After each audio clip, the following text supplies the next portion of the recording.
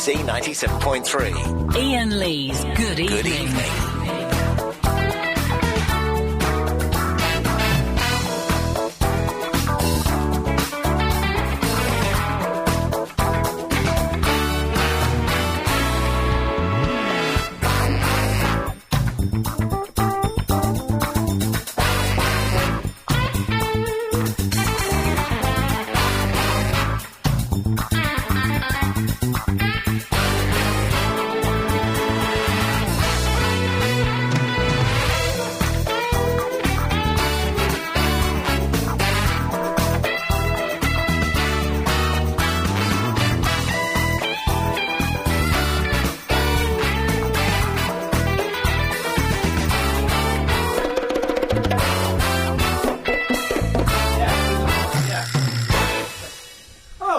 And I were just talking about, turns out we both have come across the same nutter. I shouldn't say that, sorry, that's terribly politically incorrect, because she's probably actually mentally ill. Yeah. I don't know what this is. Hello, is anyone there?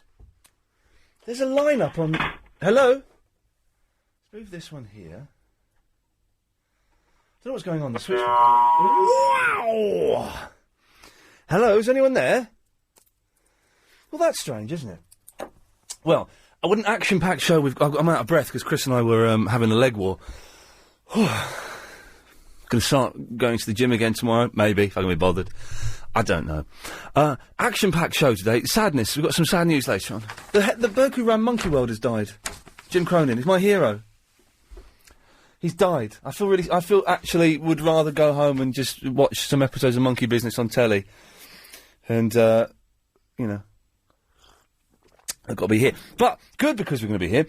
Because at 8:30, Chris, can you tell the listener what special guest we've got coming on the show at approximately 8:30? Approximately 8:30, we have Big Al from Solent TV. From Solent TV, that's right, gang. Chris tracked him down to the Isle of Wight, found him, and has got him coming on the show for 15 minutes on the telephone. We're not paying for people's... Hey, are the Bare Naked Ladies coming in next week? Oh, yeah, hopefully. Oh, that doesn't sound like a definite booking to me. Yeah, hopefully. How? Well, he told me end of March. Okay. When was that? It was beginning of March. Well, why don't you get in touch with him and find out what the latest is? Because he said he will get back to me. Leave it to me. Okay, let's go to line 3. Line 3, you're on the wireless. I am whoever I am, whatever you think of me. I'm just trying to be real. To be free. Okay, I've got to cut you off there because we have a celebrity caller on the line. Line 6 is the Chicken and Chips boy. Hello, it's Chicken and Chips boy here. Yeah, I just said that, yes. Yeah, I want to give a message to anybody who wants to be my right-hand man. He will be auditioned today. You're a right-hand man. Do you know, what do you mean by right-hand man? He will be Chicken and Chips boy Jr. Chicken and Chips boy Jr. And you're auditioning for Chicken and Chips boy Jr. tonight, are you? Yes, I'll phone up at the end of the show to confirm who it is. Okay, so are you allowed to stay up till 10 o'clock? Yes. Your mum doesn't mind? No. Have you got school tomorrow? No. Why not? Day off. You've got a day off tomorrow, have you? Well, there you go, that's how it works. Okay, so at 10 you're going to be listening throughout the whole show? Yes. And at 10 o'clock, or just before 10, you're going to call back. Well, you've got to call up at 10 to 10. Okay. And you're going to tell us who is Chicken and Chips boy Jr. Yeah. So if anyone wants to audition for that part, just 0870 90 90 973. He's gone. Who was that mysterious, masked boy? Well, it's Chicken and Chips boy. Let's go to line 4. Line 4, you're on the wireless. Hi, Ian. Hey. How you doing? I'm sad that the guy from Monkey World is dead. I'm genuinely sad. I only found out about an hour ago, and I'm always banging on about Monkey World. And we were just trying to get him on the show, strangely enough, and, it's that darn Spooky Denise and her hex.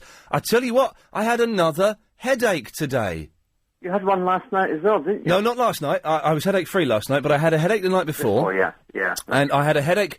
I had a little doze with Flog It on in the background and something else. Whatever was on before. Oh, there's a programme on BBC Two in the afternoons.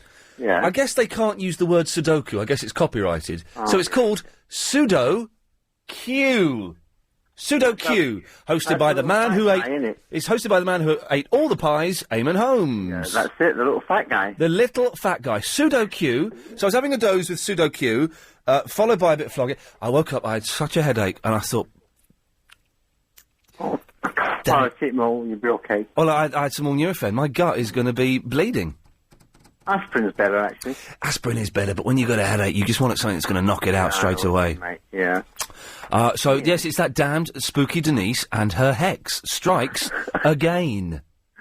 Oh, Ever had a hex put on you? No, not yet. Don't mess around with witches, because I tell you what, man, it ain't nice. Really? It ain't nice. I nearly bought a Spectrum today. Really? Yeah, I nearly bought a Spectrum. Didn't you buy a new PS3 today? No, I'm not going to spend 425 quid for a PSP, and you only get one controller and no games with it. I'm all right, thanks. I'll try and... a high-low auction, you can win it on there. I'm not allowed to enter the high-low auction. Oh, it's a good console. I want one. I'm not paying for it. I won the high-low auction twice. Really? Yeah. What did you win? TVs. 28 Samsung. A 28 Samsung, wow. And a 32 Samsung. So that's, all in all, that's a 60 Samsung. Yeah. Yes. Fantastic. Ian? Yes. I'm not being rude, really. Yeah, that was my thumbs I was clicking there. Yeah. But? Would you think your mum would let me take her out for dinner one night?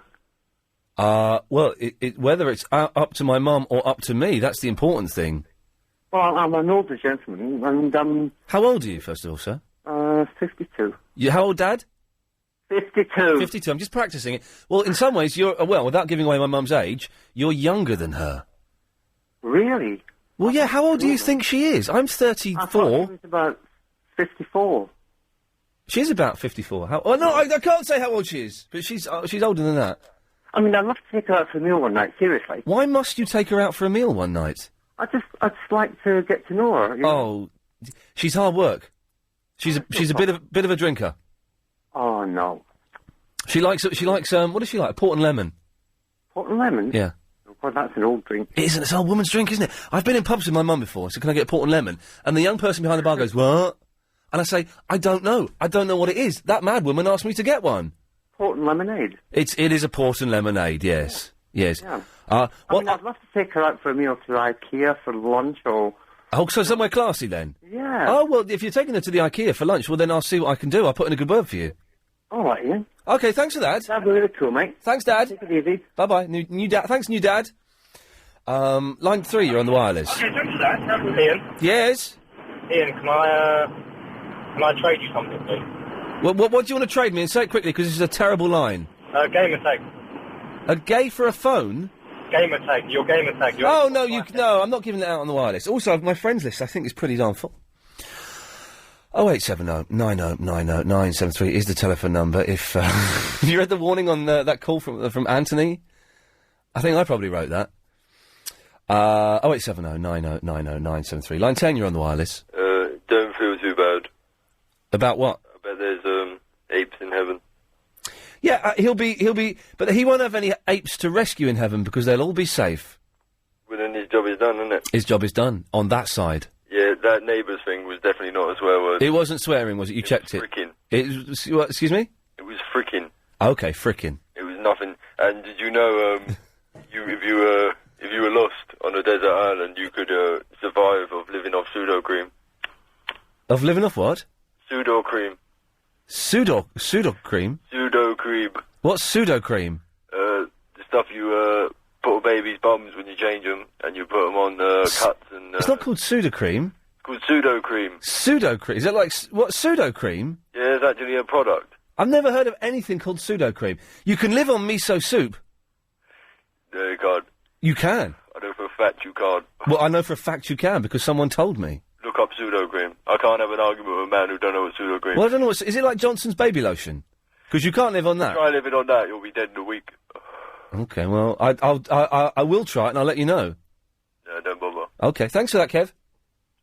It's Christopher Lambert. Oh. Of course it is. Travel news now, Alan Joyce. Good evening. Good evening. The M4. Oh, that's my favourite part of the day. Is it? And I love you for it. God nice bless to you. know. Good lad. Please, good evening. Yeah. 4, you're on the wireless. Hello, Ian. Hello there. Just thought I'd tell you about Sudocreme. Oh, yes. Can you live on it? And what is it? Well, I can tell you what it is. It is zinc and castor oil cream for natty rash and eczema. Oh, right. So I suppose the castor oil, you stand by that naturally, can't you? So. Okay, well, next week I shall be living on Sudocreme. And the week after that I shall be living on Sudoku. Thank you for that. Line 8, you're on the wireless. Hello? Hello. It's Potty Francis! How are you, Ian? Where the bloody hell have you been, you mad woman? Well, You silly cow. Where have you been? are disagreeable. Oh, did you just belch then? Sorry? Yes. Where have you been? I've been here all the time, listening to you as much as I can. But not calling in as much as you used. No, because I'm usually resting from about 6 o'clock until 8 o'clock. Yes. I have to go to work tonight. Okay. You're resting between 6 and 8. Well, I'm not on between 6 and 8. I'm resting between 6 and 8. You're from 7 till 10, isn't it? That's correct. You are. Right. So this doesn't answer the question, but I think this is closest to an answer as we're going to get from you. How can you say, Ian, that you've got a pot belly? You're a long streak of misery. Loveliness. Ian Leon, LBC 97.3 FM. Boom, bam, vim, that's him. Yeah, boom, bam, vim, that's him. As I've got older, you haven't seen me. Oh, you're not old. You're only a baby. I'm 34. In 2.5 months' time. 2.5 months' time. Wait till you're 54 and 64. And No. You're not old. You're a chick. To quote Pete Townsend and Roger Daltrey, otherwise known as The Who, in their classic song. It wasn't the thing I was thinking of, but it's no, but more you haven't appropriate. got a pot belly. Yeah, I have. Tall and thin, and you eat. I've got a pot belly. No, I don't believe you. It's just a little ripple there. Just a little nipple there, yes. Ripple. Just a little nipple there. It's one of your 6-pack. Yeah. Do you know, like an ocean, Iain? Do you know an ocean, like cargo cruise, cargo ship that goes on the ocean? The ocean part is a cargo ship. The engine, right, is the size of a house. Yes. I'll ask Chris first. Chris, how much diesel, do you think the cargo ship uses per hour? 2 tons. Well, no, I'll tell you what, why don't you do it in a measurement that we know... I'm not good with measurements. Well, it's litres. Let's do it in litres, because that's how we buy our petrol. I don't know, I'm rubbish at litres. 1,000? 2,000? I can't remember. What? I can't remember. I've just realised I've started this and I can't remember what the answer is. Oh. It might be 3,000. It's got a 3 in it. I heard it today. Guess. Huh? Guess. An hour I'm talking about? Yeah. You think 2,000 an hour? You guess then. I would guess 300 an hour. I would guess 300 litres of diesel an hour.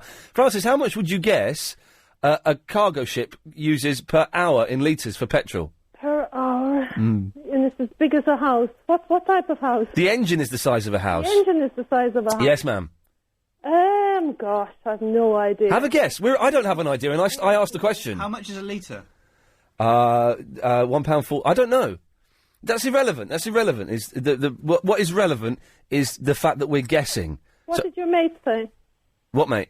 You just asked the question too. He's not a mate of mine. He's a subordinate. I thought he was your boss. Just guess a number. It doesn't matter because I don't. What did he say? He said 1,000. 1,000. I'd say an hour. 2 or 3. 2 litres an hour. The engine is the size of a house. It uses 2 litres. My Renault Clio uses more than 2 litres an hour. And that's not the size of a house. 1,000. Yeah, right. Not 1 litre. Hang on a second. All right. Yes, line 3. Do you know the answer? Oh, I wasn't listening. What was the question? All right.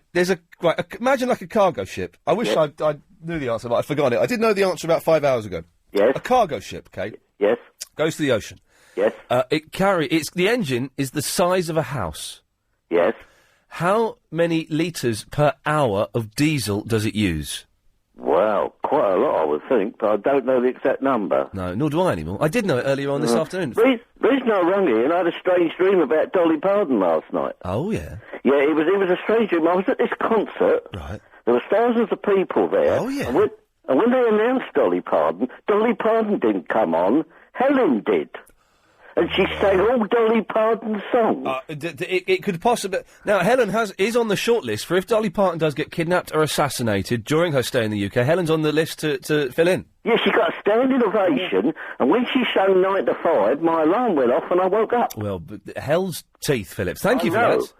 Anyway, I thought you'd like to know. Yes, I would. Oh, that's creepy. Philip's dreaming about you. Anyway, Francis... Ian, I better go, because I've got to go to work tonight. Good evening. Good evening. Yes. Let's try line 3. Line 3, you're on the wireless. Hello? Oh, hello. Hello, you're on... Yes. I got hexed by a witch. What? I got hexed by a witch. You got hexed by a witch? What was the hex that was put on you? I came up for a day. Right. And then it went away for a week and then it came back again. Uh-huh. And, so... Yes. Well, excellent. Thanks for that. Yes. Okay. Let's try line 2. Line 2, you're on the wireless. Good evening. Good evening. It's Jesus. Hello, Jesus. Hello. Listen, my mate Alapot round the other day. And Okay, this is going to get him phoning in, Chris. This is the next hour of the show, me dealing with this. Yes. Ian, he did a godcast of your show the other night with the bloke from Crime Watch OK. Oh, yeah, Ravatak. Yeah, and do you know what? We haven't had so much fun up here in ages. Well, you've got some fun in an hour's time. We've got Big Al on the show. Excellent. There I just wanted to sort of ring up and say, good evening. Good evening to you, Jesus Christ. Line 3, you're on the wireless. Good evening. Yeah. Okay. 4, you're on the wireless. Hello, Anne? Oh, it's John from Kent. You don't sound happy. No, I don't sound happy, do I, John from Kent? Okay. What I want... Two items I want to discuss. 2 items, okay. Well, here's a point that's been missed in the debate so far, yes. Okay, well, number one, you got a headache. Yeah. Headache. What you want to do is have sex with, not man, with a woman. Okay. I don't find... I said this the other day, though, that I find that having a sex, if anything, makes me tenser and makes my headache worse. Now, what you do, your head is clean, you have the sex, and not with the man, with the woman. Yes. And you feel better, and have 2 lem slip as well at the same, you know? Okay, yes. Have lem sip and do the sex. Yes. Not with the man, though. No, it's specifically with a woman, you say? Must be females. The ladies. Okay, and your second point, John, from my Kent. friend the copper is, Yes. you know, he slipped over in the snow last week. His backside is still sore. Okay, yes. So, I'm afraid police protection is, my copper friend is... I need more than police protection, John. I've got a mad woman putting hexes on me. What's hex? It's like voodoo. What you do is, you put onion on her face. I put an onion on her face. Okay, John, I'll try that. Yes, line 2, you're on the wireless. Good evening. Good evening. Hello, Ian. Yes. I've got a cure for your, headache. Oh, okay. Tell Agent Chris here, and use a hammer and bash it really hard.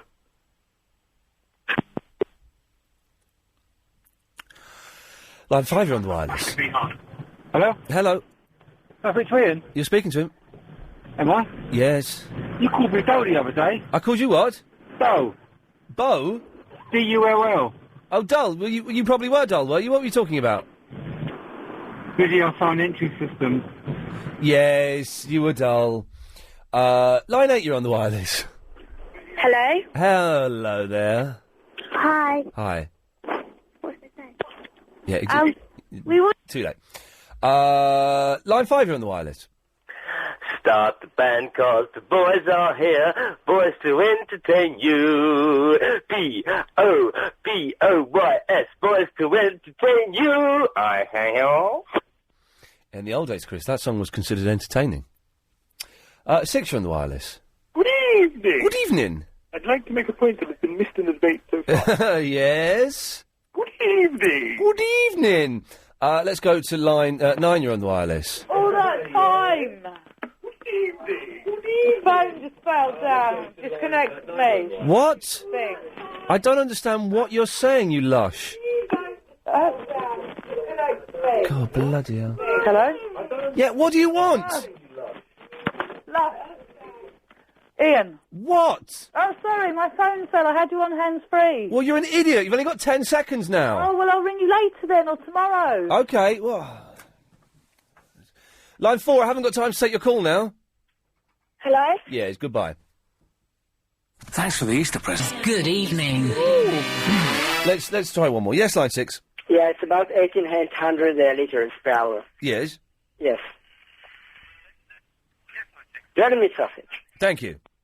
OK, that's it for Call Straight to Air. 0870 90 90 973 is the telephone number. If you call up now, you'll speak to Adrian Crisp, my producer. He'll ask you what you want to talk about. To be honest, you don't actually have to have anything to talk about, you know. If you just want to say, I want to have a chat, then tonight we'll probably put you through.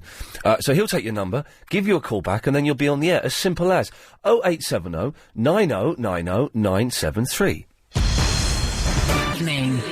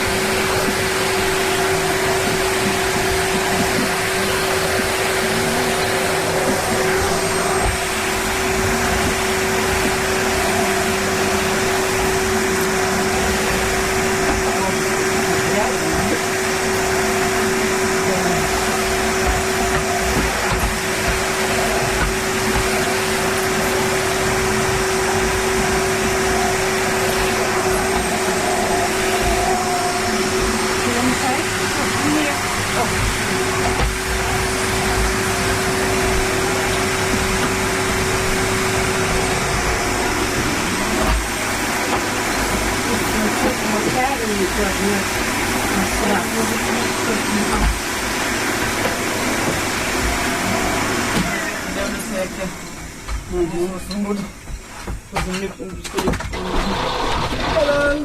Hello. How are you, ladies? Fine. You all right? Oh, it smells nice and clean. Thank you. Thank you. You couldn't come and do my flat, could you? Yeah, yes. North London, Muswell Hill. Yeah. Oh, we'll have a chat later.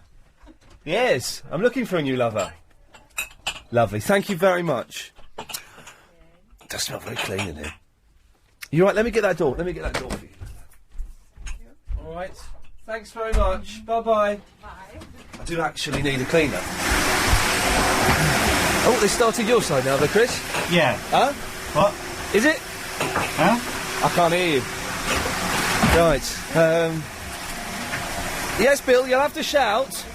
Right. Well, I've got to shout now. Yeah, I can't hear you very well. The cleaners are cleaning. What are you doing there? You have to shout, Bill. Well, tell them to turn it over. I can't tell them to turn it over. Oh, mate, come on, get organised. I can't hear you. Right, hang on. Has it got traction on it? Shout. I'm trying to. Go on. You're complaining there. I can barely hear this fella. Can you hear me now? Let me shout. Ben. Hello. You have to shout, Ben. Oh, sorry. Bill. Come on, Bill and Ben, do ya? Let's try and speak out on. Where the flower pot men? Sorry? The flower pot men. I didn't hear that properly, Steve. That noise. That wasn't me. There. Over. Hello? Oh, sorry. Turn that over off. Thank you. Oh, just like... What's the matter? Hello? Is she sick in the head or something? I've got a headphone in. Hello? Can you hear me now? Iain, shouting out the window. Oh, it's him now. Right, can you hear me now? I can hear you now. Right. Who's that? It's Ben. Is that Big Al? Babe, tell him to turn that over off. Hello? Is she done now? Hello? Hello? Yeah. Dave, are you there, mate? Yeah, I'm here now. Right. I can hear you for a minute. Right. Well, that's because it's a cleaner, isn't it? You've got to do away with them, mate. Well, so woman, yeah. What? What was all that noise? Pull the plug out. Pull the what? Pull the plug out. Pull the plug out. Tell her to stop doing that. Stop doing it. Stop doing that. Whatever she's doing. Whatever she's doing. No, I'm in the back of a van. Our conversation, mate. Huh? She's interfering with our conversation. Yes, that's right. Yeah, and you got that right. I mean, cleaners have got to know their place. They'll ask. It's true. You what? Am I live on there? Huh? Am I live yet? Yeah, you're live. Oh, I think you are. My old man can hear you on the radio. You what? My old man can hear you on the radio, so you must be. Yeah. Well, all I want to know is... Yeah? Where's my racing budgie gone? Your roasting budgie? Yeah, racing budgie. Yeah. Oh, I have no idea. Speckled Jim. It's called Jim? No, Speckled Jim. Speckled Jim. Yeah, Speckled Jim. Where is it? I have no idea. What's happening to him? Oh, I can tell you. Well, I don't think it's in the back of the van with me. You what? I don't think it's in the back of the van with me. Well, what, he's not with you then? No, it's not me. It's not you. You're not Speckled Jim. I'm not Speckled Jim. What? Turn that music off, like it's causing ever so much of a row. It's a load of old... I ain't got no music. What's he doing? What are you doing with Speckled Jim? I don't know. Nothing, guys. Him hostage. Who? Are you holding him hostage? Yeah, maybe. No, I'm not. Someone's got him. And he's right. So let me ask me, old Jules, you got a Speckled Jim there? It's not with us. Has Ian got him? Yeah. Ask him directly. Ian, you got a Speckled Jim? Press some fancy now. Has he got him? Hello? Has he landed yet? I wouldn't know. Press some fancy now so he comes back.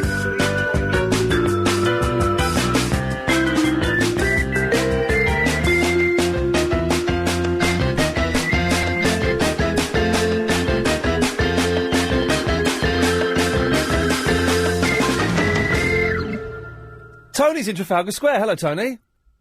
I'm not in Trafalgar Square, Ian. It's good music, though, isn't it? It's good I mean, music. I was in Trafalgar Square. You know when you were away to America that time? It's Klaus somebody, and I played some yesterday, a song called Herbie's Car, I can't say that word, and then the publisher of this guy, Klaus, whoever it is, sent me some more Klaus, whoever it is, music. It's fantastic. He's like some film composer from the late 60s and did kind of films that Tony Booth was in and that kind of rubbish. Anyway, sorry, Tony, yes, what? You know when you were away to America? Big Al's coming on at 8:30, everybody. And I was working in Leicester Square, and there's a girl suddenly appeared from nowhere called Katie from Camden. When the cleaners were in, they pulled the plug out of the meter machine. Hello, you. Hello. Yes, hello. I'm listening to you, Tony. I'm also having a more interesting conversation with other people. Oh yeah. Oh, all right. I can't hear the other people. That's the problem. Well, they're not here. Who is Katie from Camden? Because she jumped in my van last week and said, could I take her home? And she literally, she's a listener of LBC. I've got no idea who she is. I've never heard of her. Katie in Camden? She's a mad woman. She jumped in the van. We were working in Leicester Square, and she jumped in the van and said, could we take her back to Camden? Because that's where she wanted to go. Well, hang on a second. Calm down. Who are you? This is Tony. Right, and what van have you got? Only the karaoke van. Oh, the karaoke dude who does the thing in Southend? Yeah. Okay, right. So we're working in Leicester Square when you were away, and suddenly this woman appeared as we're putting the gear in the van, and she said, could we take her back to Camden? Right. Because she's an LBC listener and a friend of Iain Lee. So I said, of course we can a friend of Iain Lee's. People are going around saying they're a friend of mine now. Wow. Yeah, what's going on? I have no idea who this woman is. do I? Yeah. A bit like myself. I don't know who she is. Oh, hang on a minute. There's a call coming in from Camden. Hang on a second. Hang on, let me put this through, Chris. Katie from Camden. Hello, is that Katie in Camden? It's not Katie, no. Who is this then? It's Scarlett in Camden. Do you know Katie? Yeah. You do know her? Yes. Who is she? She's my best friend. Speak to Tony. Hi, Tony. Oh, listen. Did Katie mention me to you? Because I give her a lift home. She was stuck in Leicester Square last week, and we give her a lift back to Camden. Yeah, she jumped in the van. She jumped in the van and said, "Could we take her back to Camden?" She was either I've not got a clue what they're she had a few too many and stuff. So we dropped her back to Camden. Just wondering if she's okay now. She said she's a friend of Iain's. Yeah, she's fine. She said you were really scary. She said I was scary. You do sound quite scary, Tony. You looked really scary. What, Well- Scarlett, why was... Is Scarlett your name? Yeah. Good guess, wasn't it? Why was Katie... Because they don't have tubes in Leicester Square, do they? That go straight to Camden. Yeah, why did she suddenly appear and jump in my van? If I was scary, why did she jump in my van and say, "Could I take She her back was to she was Camden?" hot to trot and she wanted it. Yeah, if I was scary, I mean, why'd she jump in the van? She wanted to see what you had in the bag so she could nick it. Okay. You don't know Katie at all, do you, Scarlett? No. Okay, so that... Well, you wasted 2 minutes. She's gone, Tony. I'm sorry about that. That was out of order.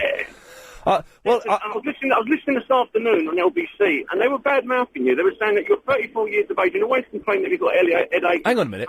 Hang on a minute. Tony, there are shows on LBC in the afternoon? Yeah, I mean... What? I thought I'd tune into LBC. Who was bad-mouthing me? And I'll give him a slap. People are ringing in saying, Iain Lee's 34 years of age and he's always complaining he's got headache or he's got a tummy ache or he's feeling under the water. I'm 34 in a couple of months. I'm just practising saying 34. But I'm not a hypochondriac because I actually have those conditions. You should get down to the karaoke, sing a few songs. Get down on it. Get out there, get the girls jiving, come and meet Timbo, come and meet Sheila, and you'll have a whale of a time. Okay, Timbo and Sheila sound like crazy cats, but I'm afraid I'm busy then. Travel news now, it's the Joyce Meister General. Thank you very much. The M4 Spur is slow in both directions. Don't find it, yeah, it's a good name. Oh, it's a good name, actually. Sounds like a good name. Oh, by the way, the Psychics are doing a live show. Have you heard about this? It's only... Well, let's go to the LBC website, because the information is there. I've been asked to mention it. www.lbc.co.uk. And can I recommend you go to the LBC website, just have a look at it. There should be a message board up there. And I know there used to be something. And radio stations, for some reason, are scared of having message boards because people will criticise on there and say things that, the station doesn't necessarily want to hear. Like, that presenter's rubbish, put that presenter there, person's rubbish. But I think people should be allowed to express that on a message board forum. I think there should be one on the LBC website. Anyway, tickets to go and see Becky and Chris at the venue in Leicester Place, just off Leicester Square, on Sunday, April the 22nd at 7:30pm. Very reasonably priced. They're only £17. So, I would recommend... How much? They're only £17. I'd pay 18. I would pay almost 20. No more than 20, but I would pay almost 20 to go and see that. But I don't have to pay that. I'm saving just under £3 there. And you do get both of them. You do get both of them, yes, you do. What day of the week? It's a Sunday. Oh, I'm working on a Sunday. I can't go. You could book it off. No, I can't. No, I'll tell you why. Because I've got so much time off recently that I've had, and I'm off this Sunday. Bob didn't know I was off this Sunday. What? Didn't know I was off this Sunday. See Dolly Parton. I booked it off in November. So I am off this Sunday, and he thought I was off next Sunday as well. Well, which I'm not. But I am off. I'm off then. Are you? Yeah, Easter, innit? Oh yeah, no, Easter's the week after. Right. Sunday the 1st of April. I'm on. Are you in then, Chris? Yeah. I'm You're not. We know you're not in on a Sunday, Helen. So we're assuming Lady Alex may or may not be there in some capacity or other. I don't know. So you're there the 1st, but then the week after is Sunday. Oh, then no. Why are you off then? Because you're a Christian.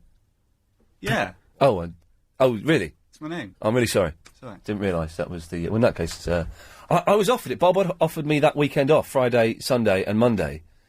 What, Easter? Yes. Are you having the Friday and the Monday off? No, just the Friday and the Sunday. You're having the Friday off? Yeah. Why? Because it's Good Friday and you're a Christian. What? Oh, is it? Yeah. Good. No. Ah. I don't know. Well, Is that Good Friday? Yeah, it's going to be all right. Oh, I made myself chuckle at something that wasn't very funny. Anyway, so you can go to the LBC website and you can see about the psychic show there. OK, 0870. All the lines are busy, so I won't bother giving out the number. Danny's in Poplar. Good evening. Good evening, Danny. I need your help. You got it, my friend. It's my son's birthday on Saturday. Oh, fantastic. I can't come round and do the party, though. But let me just say, happy birthday, son, for the podcast. Yes. Yeah, well... It's like, you're right, the podcast is like travelling through time. Exactly. So I could be listening... in fact, I'm going to make a point of listening to this show. I never listen to the podcast. I can't stand this idiot. Me. I'm going to make a point, though, of listening to this show in... on January the 15th, 2010. And then I will have effectively, not literally, travelled through time. Amazing. It's amazing. That's going to blow my mind. Well, I'm going to be listening to it and it's going to blow my freaking mind. It's blown everybody's. All right. But I need your help. You got it. Xbox 360. It's only 17 quid a ticket. What's that for? The Psychic Show, live. Live? The stand-up Psychic Show, it's called. Wow. Yeah. I'll have to check out lbc.co.uk. That's the fella, certainly do. And while you're there, you can have a look at other things, including... Agent Chris has got his own page. How's your page doing, Chris? He hasn't updated it for a while. You go to his page, do you? I check it out quite frequently. Fantastic. What rubbish has he got on there? How to cook leeks and things about Jesus? It's no good. It's all about Kit Kats. Yeah. Update your page more often, Chris. Your fan, Danny, who doesn't know what to do for his kids... tell the kids, shut up. Doesn't know what to do for his kid's birthday, wants it updated. Oh, no, I've got loads. I've got loads of Xbox 360 game. I've got the mic. I've got the cam. The mic? Yeah, you know, the wireless mic. Oh, yeah.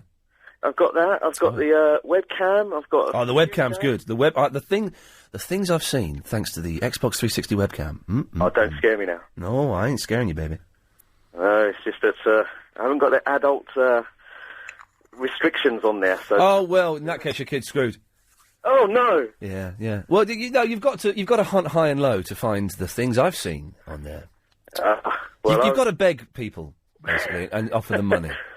Well, not a person as famous as yourself. You'll get it on a plate. Well, you don't think I go on there under the name of Iain Lee off the 11 o'clock show who used to know Ali G, do you? That doesn't... I tend to go on there under a rather more anonymous pseudonym. Is that not you, then? Well, no, that isn't me. That's a fake pretending to be me that you've stumbled across. No. Anyway, Danny, what's the problem? Well, I don't know what the top game is at the moment. How old is your kid? He's 30. Well, he will be 13. Well, you want Gears of War. You got that? Well, there's Ghost Recon 2, but that Ghost Recon's quite complicated. Yeah, he's done the Ghost Recon 1. I've actually got Ghost Recon 2 as well. You've got it, okay. I've got Fear as well today. Oh, Fear's not very good. But I'm addicted to it, and I'm on level 7, and there are 12 levels. But it's not that good actually. But I'm determined to finish it. I got that one with the Halo 3 beta. Oh, Crackdown. Crackdown's alright. Everyone loves Crackdown, and I couldn't get into it. I need to have another go. Rainbow Six is good. Las Vegas. Yeah, I thought there's too many of the same kind of Too many of the same kind of... Then I don't know. Oh, the one with the planes. Battle Stations Medway, or whatever it's called. Midway. Oh, that's the one that the Epic, World War II Epic, isn't it? That's the one that Heroes is sponsored by. It looked good in the advert. Heroes. Excellent. Excellent. I'm waiting for episode 19. Oh, I'm still only on episode 5. I need to do a bit of catch-up this weekend. If my flat ever gets finished, because right now it's a bleep tip. My flat is a bleep tip.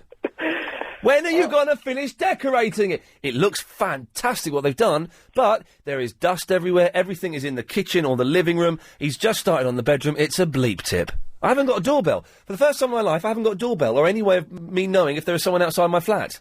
You have to give him a deadline, and when he goes past that deadline, you find him. Oh, deadline. It's a dead arm. I thought you can't do it if he's got a dead arm. You know. Chris first. Beyond that, do you know what?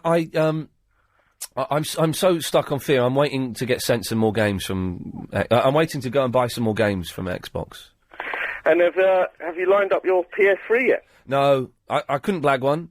I'm not going to buy. I'm not going to buy one till they're at least till they're below £250. So Oh, there's 2012 sorted. Yeah, exactly. Danny, I've got to go. I'm late for the ads. Thanks very much. Have a good one. Good lad. I don't know. Chris, how much were the Valen tickets? Like 11 or 12. Okay. Nigel's in Temple Fortune. Ian Lee, good evening to you. He's got a camera. I have got a camera or two. That's a cert, that is. That is a dead cert. A dead cert. Ian, I was interested to know whether your cleaners, of course, were using a bagless vacuum or not. A bagless vacuum or not? I do not know, sir. Well, the reason is, of course, because they could bag up all your dust and sell it on eBay, couldn't they? Well, not only my dust, this is the same studio as is used by that fat so-and-so in the morning, Nick Ferris. The man with the blonde hair. The man with the blonde hair. A special guest tomorrow is Jeffrey Archer. Well, and Juice Bigelow, did you say, Helen? Bingo? Oh, the Nick Ferrari bingo, of course, yes. Yeah, bingo winners tomorrow, isn't it? Yes, yeah, I By don't. text. I don't listen. I don't, to be honest. I've said this before, and I'm sure Nick won't be offended, but I'm a Terry Wogan man. I like some nice, gentle, sort of easy listening rock, soft rock, and some light Irish humour in the morning. You like it, dear? Yes, that's pretty cool. I'll tell you another show I like. Tony Bettman's Soul Classics at the Weekend. Do you like that at all? Well, do you know, I don't listen... Oh, no, I did listen to that when I was cleaning the kitchen a few weeks ago. And I do like Tony Blackburn. He's a very, very nice man. And he's been on this show before. We phoned him up. And also, I was at some rubbish radio thing, feeling absolutely miserable. It was the Sonys. Feeling miserable. And rowing with everyone that was there. And I was sat at the table in a right on stop. And Tony Blackburn came up to me. And he went, "Hello, Ian. It's really nice to meet you. I just want to say, my little girl thinks your show's brilliant." And that humbled me, because he, you know, whatever you think about him or his act, that man's a legend. And then he walked off. I thought, what a nice bloke. And not he's a really nice guy, isn't he? He's yes, it's a cliche to say, but he's one of the nicest men. Lovely man. That's true. Yes. Hey, Nigel, was there a point to this?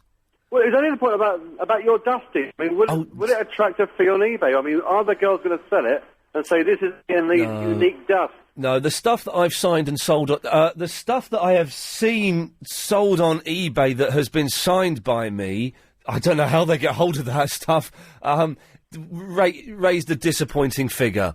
So I think that dust that contains, yes, it will contain some of my DNA, but it will raise very, very little. Even when the person said it was for charity, it still raised little more than a couple of pounds. Well, listen, beware, because you could be cloned with that DNA.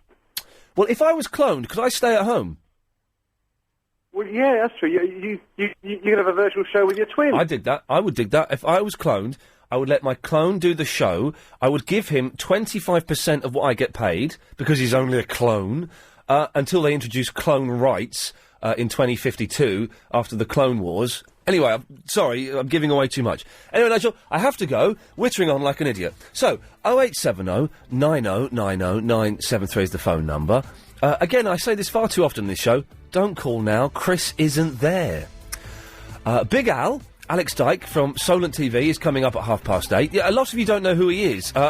Very nice fella, by all accounts. And an excellent broadcaster. And we'll talk to him about... I don't really know what, to be honest. It's a very ill-thought-out plan of ours. Anyway, here's the news, isn't it? LBC 97.3. Ian Lee's Good Evening. Forget it. Turn that music off. That's not... Blink 182 isn't surfer music, Chris. What the hell are you talking about? I didn't say it was. You just did just then! You just did! Snorting away there. Yeah, but I don't want a dead arm. Well, you're not going to get a dead arm, but you might get a kicking. Now, why are you waving the American Pie CD at me? Because it's got that song that I was banging on about last night, The Man with the Hex. Okay, well, shall we hear it then? Yes. Put it on. I'm assuming you've queued it up, ready to go. But only if you don't give me a dead arm. Or a kicking. I cannot guarantee that. Hey, you right? Alright, you up? Yeah. He's going to give me a kicking. Kicking? Yeah, going to give him a finger-licking kicking. A what? I don't know. Be with you in a second, Verena impersonator. All right. And you, Edwina. Okay. Gonna, Edwina? Yeah, I'm going to hear a song. Oh, I thought you had it queued up, mate. No, it's the last one, Helen. What number? I don't know. This is a song that Chris was talking about last night about hexes. This had better be good. Is the cleaner there? The cleaner's behind the glass. He's emptying the bins, yeah, the bin man. Tell him I said hello, innit? Oh, well, when he comes in, I'll tell him. Alright, 'cause I need to talk to him. But the cleaner? Yep. I don't think it's a good idea. Why? What do you want to say to him? I need you to do me a favour. Hey, man, they've rendering this guy here, he says hello to you. He's saying hello. Yeah. Yeah, exactly. Yeah, do me a favour. Punch that lanky idiot next to you in the arm. Right, he's been cut off. Ignore him, he's been cut off. Idiot. Cut him off. Idiot. That means put the phone down, kell him. Right, have you got the song yet, Chris? Yes. Well, let's hear it. Has it got straight... You remind me of a man. What? Oh, the man with the power. Oh, the power of voodoo. Who do? You do. My granddad used to say this to me when I was a kid. What man? What power? Voodoo. Voodoo. What? This is awful. Why didn't you say that last night? This is like... But where's the hex coming to it? Oh. It's like the chorus. This is like sub Blues Brothers 2000. Thanks, man. Good night. There, I'm the hex. That's it. That's it. That's the one line. You could do better, Ian. It's awful, isn't it, Edwina? Yeah, you could do much better. It mentions the hex once. It's like, I remember hearing so much about the Blues Brothers. Oh, the Blues Brothers. Oh, you've not seen the Blues Brothers. You've got to watch. So I watched the Blues Brothers. It's all about two blokes singing blues. And blues is awful. And Belushi and Aykroyd are generally awful. Rubbish film. Terrible film. Awful. Yeah. Awful film. The Blues Brothers. Awful. Bloody awful film, The Blues Brothers. What a load of rubbish. And I watched it. Get this, Edwina. Yeah. I watched it in costume. Oh, my I had the suit. I had the hat. I had the glasses. I was there going, yes, this is going to be my new favourite film. I'm going to love it. And halfway through it, I thought, this is bloody awful. It's all about two fat men and a blues band. It's awful. Waste of my time. I had a similar thing with the Rocky Horror Picture Show. Oh, you've not seen the Rocky Horror Picture... Oh, you've got to watch... So, watching the Rocky Horror Picture Show, in a basque, in stockings and suspenders, thinking, yes, this is it, this is going to be my new favourite film. But bloody awful! It's all about these idiots all doing it in a mansion with meatloaf. Rubbish. Absolute rubbish.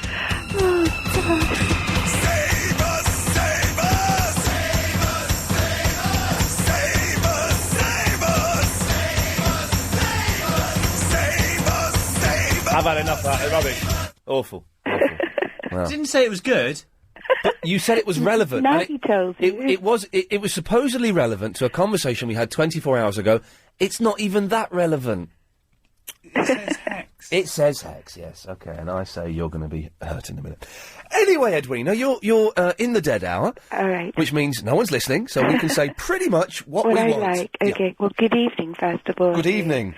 You're sounding far better than you did a few days ago. Yes, Good despite news. the fact I'm sad, I'm genuinely sad. In fact, I've taken the obituary out of the Guardian for Jim Cronin, the Monkey World guy is dead. I'm very sad about It was sad. Yeah. Oh, well. Oh, well. At least Monkey life still goes on. Yes, at least they made their mark on this planet when they were alive. Exactly. Ian, Yes. first of all, you're going to see Dolly on Sunday. Who's standing in for you? Nick Abbott's standing Oh, in. great. Yeah. Are you aware that Steve Allen's going on Sunday as well? Yeah, I am. We're going together. Oh, brilliant. No, we are seriously going together. He'll deny it, because he'll be staying with me. But yes, no, we're going together. Okay. I'm going round to his house for, let's say, for drinks, with a couple of his friends. And then we're all going to go, we're going to get a cab together. A cab? I thought you might be going in his Bentley. He hasn't got a Bentley. Oh, right. He's got a... Is he still saying he's got a Bentley? Well, I don't know. The last I heard, he had a Bentley. No, it's a Volkswagen Polo. And we couldn't fit into that, so we're going to get a people carrier from Ozcabs. Right. And then we're all going to go and see Dolly. It's going to be good. We're not sitting near each other, unfortunately, but we're going to meet up in the interval and compare notes and bitch. We're going to bitch about all the people in the audience wearing their hats that we don't like. We're going to bitch about that. Then we're going to meet up afterwards and have a nice kebab, say our goodbyes, and then bitch about each other. I can't imagine Steve Allen eating kebabs, though. No, he doesn't eat kebabs. No. He'll probably have a hot dog. Right. I'd imagine that's more. we won't go there. No, let's not, actually. Listen, Ian, you know last year you were doing the drive time show? Oh, God! Why did you have to say that? I was just getting over being kicked out of it. Oh, no, sorry. No offence. I wasn't trying to upset you. Okay. But you had a slot there, comments and suggestions. Oh, yes. And I was wondering whether you would consider doing a 5-minute slot or so for complaints. Have you still got the trailer there? The theme music for comments and suggestions is up in that box somewhere, because I played it once. If you find it, then we'll do it. Have you got it there? Edwina, this is for you. Please, comment and suggestion box.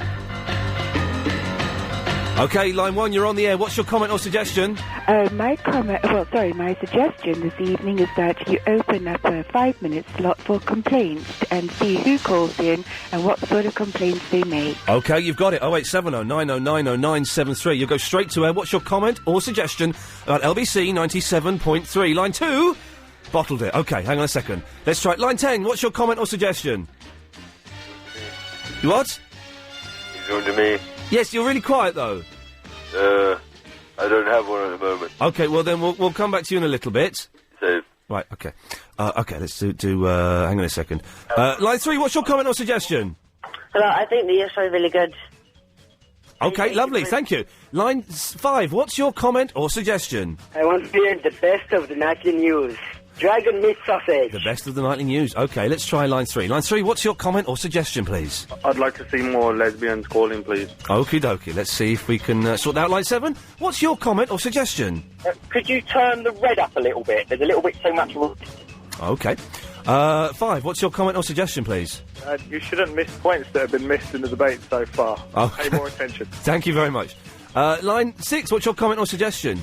Personally, I prefer more killer and less filler.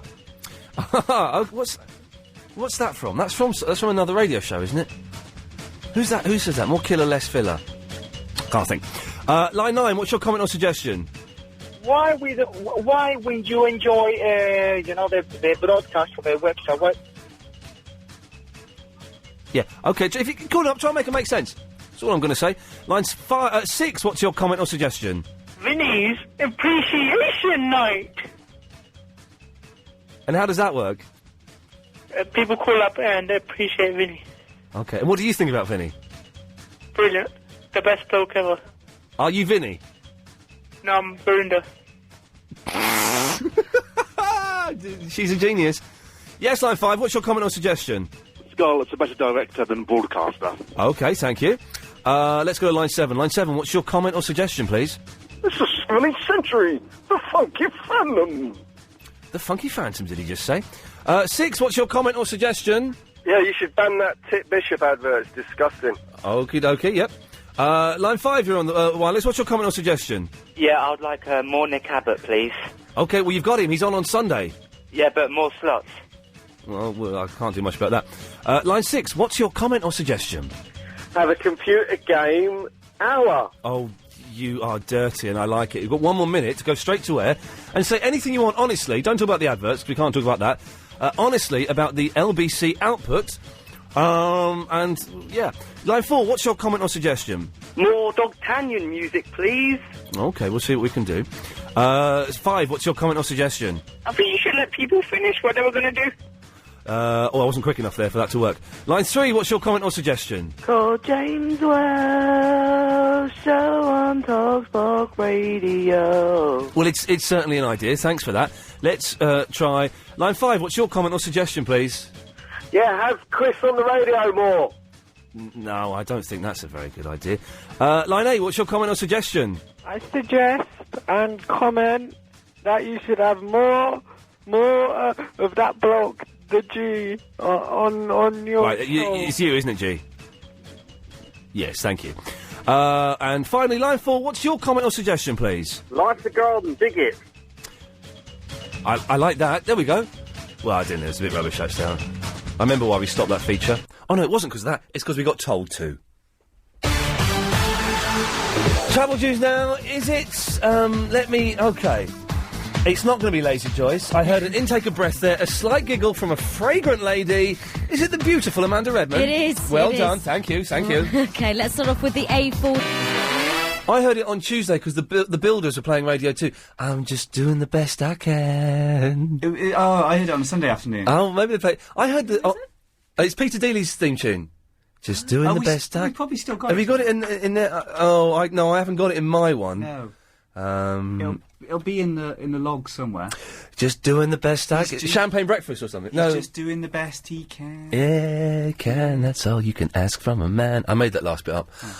And I heard 3 Kinks songs the other day on Radio 2, which is good. I haven't heard Kinks for ages.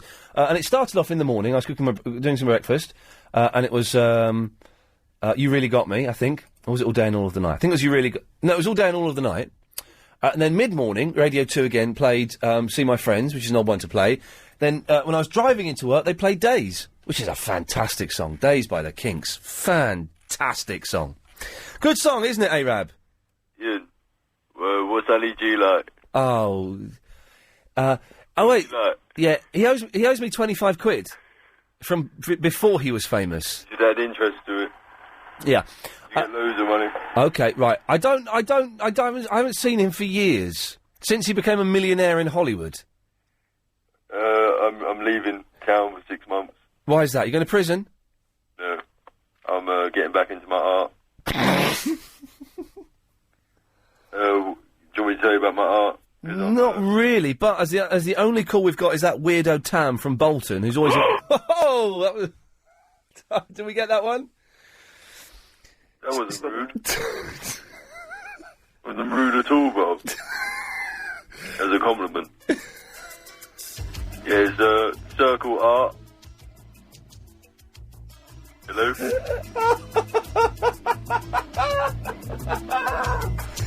Steady on, Tamage. I mean, yes. Doing the best I can. Hello? Hello? Can I just tell you about it? The best I can. Can I just start talking? You carry on, my friend. Yeah. I'm just doing the best I can. Because did you know that 25% of America, they've got... So John, my producer, has come all the way back from Australia. Fetishes for... Where he was travelling around on the back of a donkey. And he'll be in to talk about that a bit later on. We have Pablo, the security guard from downstairs, will be coming up to talk about that a bit later on. But first of all, it's all down to you. Dark circles when Call in, tell me your things, your thoughts, your feelings. And we'll be playing the quiz. I had to stop my art. Well, thanks for that, Arab. I lost my circle stencil. Okay, well, thanks for that, Arab. Up yours. No, doing the best I can. You're crap singer, I'm better than you. Right. Doing the best I can. Doing the best I can. Now, when you've had a dump, music sounds awful, apparently, because it stretches the music out. What do you mean? Let me put it a different way. When you've had a dump, music sounds awful because it stretches the music out, apparently. Oh, yeah. I don't care, because in my ears it sounds good. Yeah, but if it stretches out, it lasts longer. Yeah. So that's wicked. Because we're doing the best we can. Oh, yeah. Yes. Turns out that's not very good. Oh, no. No. Right, Tam, you potty-mouthed little oik. Yes. Basically... Now, hang on a second. We have no delay here. So you're on a trust bond. If you break that trust bond, I will drive to Bolton and I will break your leg. So... I'd like to see you try me. Oh, don't you... I'll give you a wrestling match if you're not careful. I'll give you a kicking match and I'll kick you till it's 10-0. What? I'll give you a punching match and I'll kick you until it's 25-0. You can't kick me if it's a punching match, you idiot. Kickboxing. You didn't say that. Kick and punch. You didn't say that. It was implied. Anyway, what do you want? You've recommended the Solent TV to the nation. By the way, we're in the dead hour. This is why Tam is on. And we have no other calls. So 0870 90 90973. Thank you, Tamage. Can I say that again, please? No, Tamington. Get on with your point. I just put it on loud if you can hear it. Solent TV? Yeah. Channel 219? 219. Fantastic. It's got loads of ugly people talking about car parks. What programme is on now? Extra, with a police guy, a guy with a yellow tie. Oh. and some ugly old women. I'll put it on. Don't necessarily use the ways that they used to tend to. If you don't know what this is... As you can see, it's a load of rubbish. Okay, well, but Tam, it's not all rubbish. Some of it is brilliant. Big Al Unleashed 2 is coming on at 8:30. Coming on what? 8:30. Big Al Unleashed 2. What is Big Al Unleashed 2, sorry? Well, Big Al is coming on my show at 8:30. No, he's coming on Solent TV at 8:30. Well, that's a pre-recorded show, and he's coming on my show live at 8:30. Is he? Yes. What did you pay him to come on? Nothing. It's Big Al. He's doing me a favour. Big Al? You do not even know Big Al. I know who Big Al is. Who's Big Al? Alex Dyke. He's a radio presenter. The Big Al Unleashed is... I Sky Plussed it. Oh, why am I saying all this to a Muppet when I should be saying this to Big Al in about 7 minutes' time? Fame TV's on the other channel, yeah. What? Fame TV, Fame Spotlight. It's on 217? Yeah, it's got some blonde girl sitting in a bedroom. Why is there a blonde girl sitting in a bedroom in the corner of the screen? She's not sitting in a bedroom, Tam. She is. No, she's not. It's a studio that's got a setting. She's lying on a bed. No, she's not, Tam. Oh, I thought she was lying on a bed. I'm cutting you off now, Tam. Okay. There we go. 0870 90 90 973. You go and have a look at, when the news is on, it's Holly Holland and she's lovely, but she won't mind me saying this, but if you've got Sky, quickly go and look at channel 219, 8:30, because you'll see the beginning of Big Al Unleashed 2. Big Al is coming on this show at 8:30. So, that will be good. And it's genuinely one of my favourite shows, and I'm not saying that. Anyways, I'm waffling on. Jessica. Yeah, hello, Ian. Hello, Jessica. What time is Big Al talking to you? Big Al is talking to me at 8:30. Okay, so it's a pre-record on Solent TV. The Solent TV show he does is a pre-recorded and it's filmed in the week. And there is a chance that Agent Chris, indirectly, will be on Big Al Unleashed on Friday. Oh my God, he's going to be a big star, Chris, isn't he? He's going to be a big star. Yeah. Solent TV. Yeah. Oscar. Yeah. Jessica, is your mouth near your mouthpiece? Sorry, this phone's really rubbish, isn't it? Yes, it is awful. I know, I'm sorry. But you're just doing the best you can. Did you know that you were on Clive's podcast last night? I was? Yeah, 3.5 minutes at the start of Clive's podcast from last night is the best of your show. Get in there. It's working. It's working. The plan is... I wondered if it was planted or if it was an accident. Might be. No, I can't comment on that. Oh, okay. Well, it's a good 3.5 minute listen. I didn't listen to all your show yesterday, but I'm going to podcast it now. The show yesterday was actually the best show we've done for a couple of weeks. Really? Yeah, Well, maybe that's why they did it. I'm going to podcast it so I can listen to it. It was a good one. Tonight's show's not been bad, but I'm still concerned about this hex that Spooky Denise has put on me. Oh, well, there's Big Al to come, so... Well, Big Al, maybe he can tell me how to deal with hexes put on by mental listeners. I think you've encouraged that yourself, so... Well, thank you, Jessica. Okay. Take care. Bye-bye. Bye-bye. Vicky's in Kingston. Hello, Vicky. Hi, Ian. Yeah, hello. Hang on 1 second, sorry. I'll just hold on, shall I? Funnily enough... You've just put the phone down, you silly Hello. man. Hello there, yes. Yeah, I'm sorry, my phone is well cack. Yes, so, yes. So you... No, it's funny you just had Jessica on, because I was ringing up about what she was talking about the other day, and hiding boxes. What? Yes. What, hiding boxes? Hiding boxes from decorators. Oh, yes, all of my, adult-themed activities are in a box in a suitcase in the attic. Really, Ian? Why? Well, because I don't have one of these boxes, Well, you're a Muppet. and I sort of feel left out or something. Well, you should get some stuff. Can you elaborate? Not now. Just some fun, things to dress up in. I'll tell you why it's and not with me. some because accoutrements. yeah, everyone... Like a spatula. Oh, my God. Yes. Oh, no. Ladle, baby, ladle. Oh, please. Yes. Stop. My mind can't wander that far, really. My mind is wandering further than that. It just made, you made it sound... We never found out how much diesel a cargo ship uses per hour. No. I think it's 3,000 litres an hour. I'd Now say I think 5. of it. 3,000 litres of diesel an hour. I think that's right. Oh, right, okay.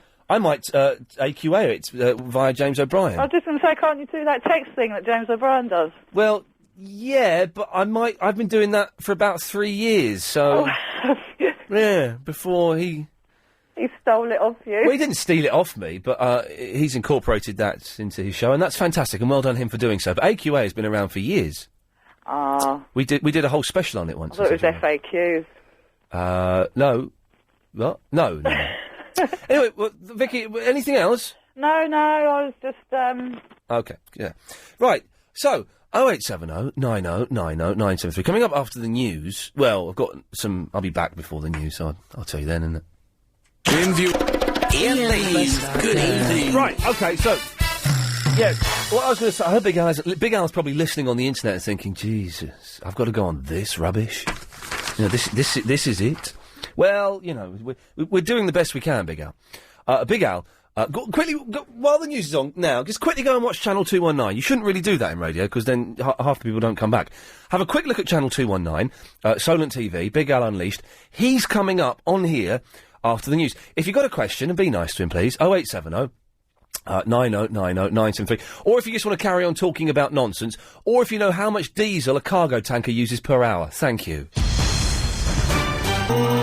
LBC 97.3. You win the best. Good evening. Call 0870 90 90 973. Yes. Oh, wait. Well, that's the number. He just gave it out. I always do that. He says the number, and then I say it. I don't know why. It's because I haven't got anything exciting to say. I've got something exciting to say, though. Is that Big Al? Hello, Ian. Hey, man, how's it going? Fine, thank you. Hey, listen, thanks very much for coming on. It's short. This has all been arranged over the last 2 days, I think. Yes, yeah, I got a call yesterday from your producer. I know. Now, is that phone call? I know it was on your Did he call your mobile while you're on air? Yes. And you had your mobile on? Yeah. Oh, now, come on now, that's very naughty.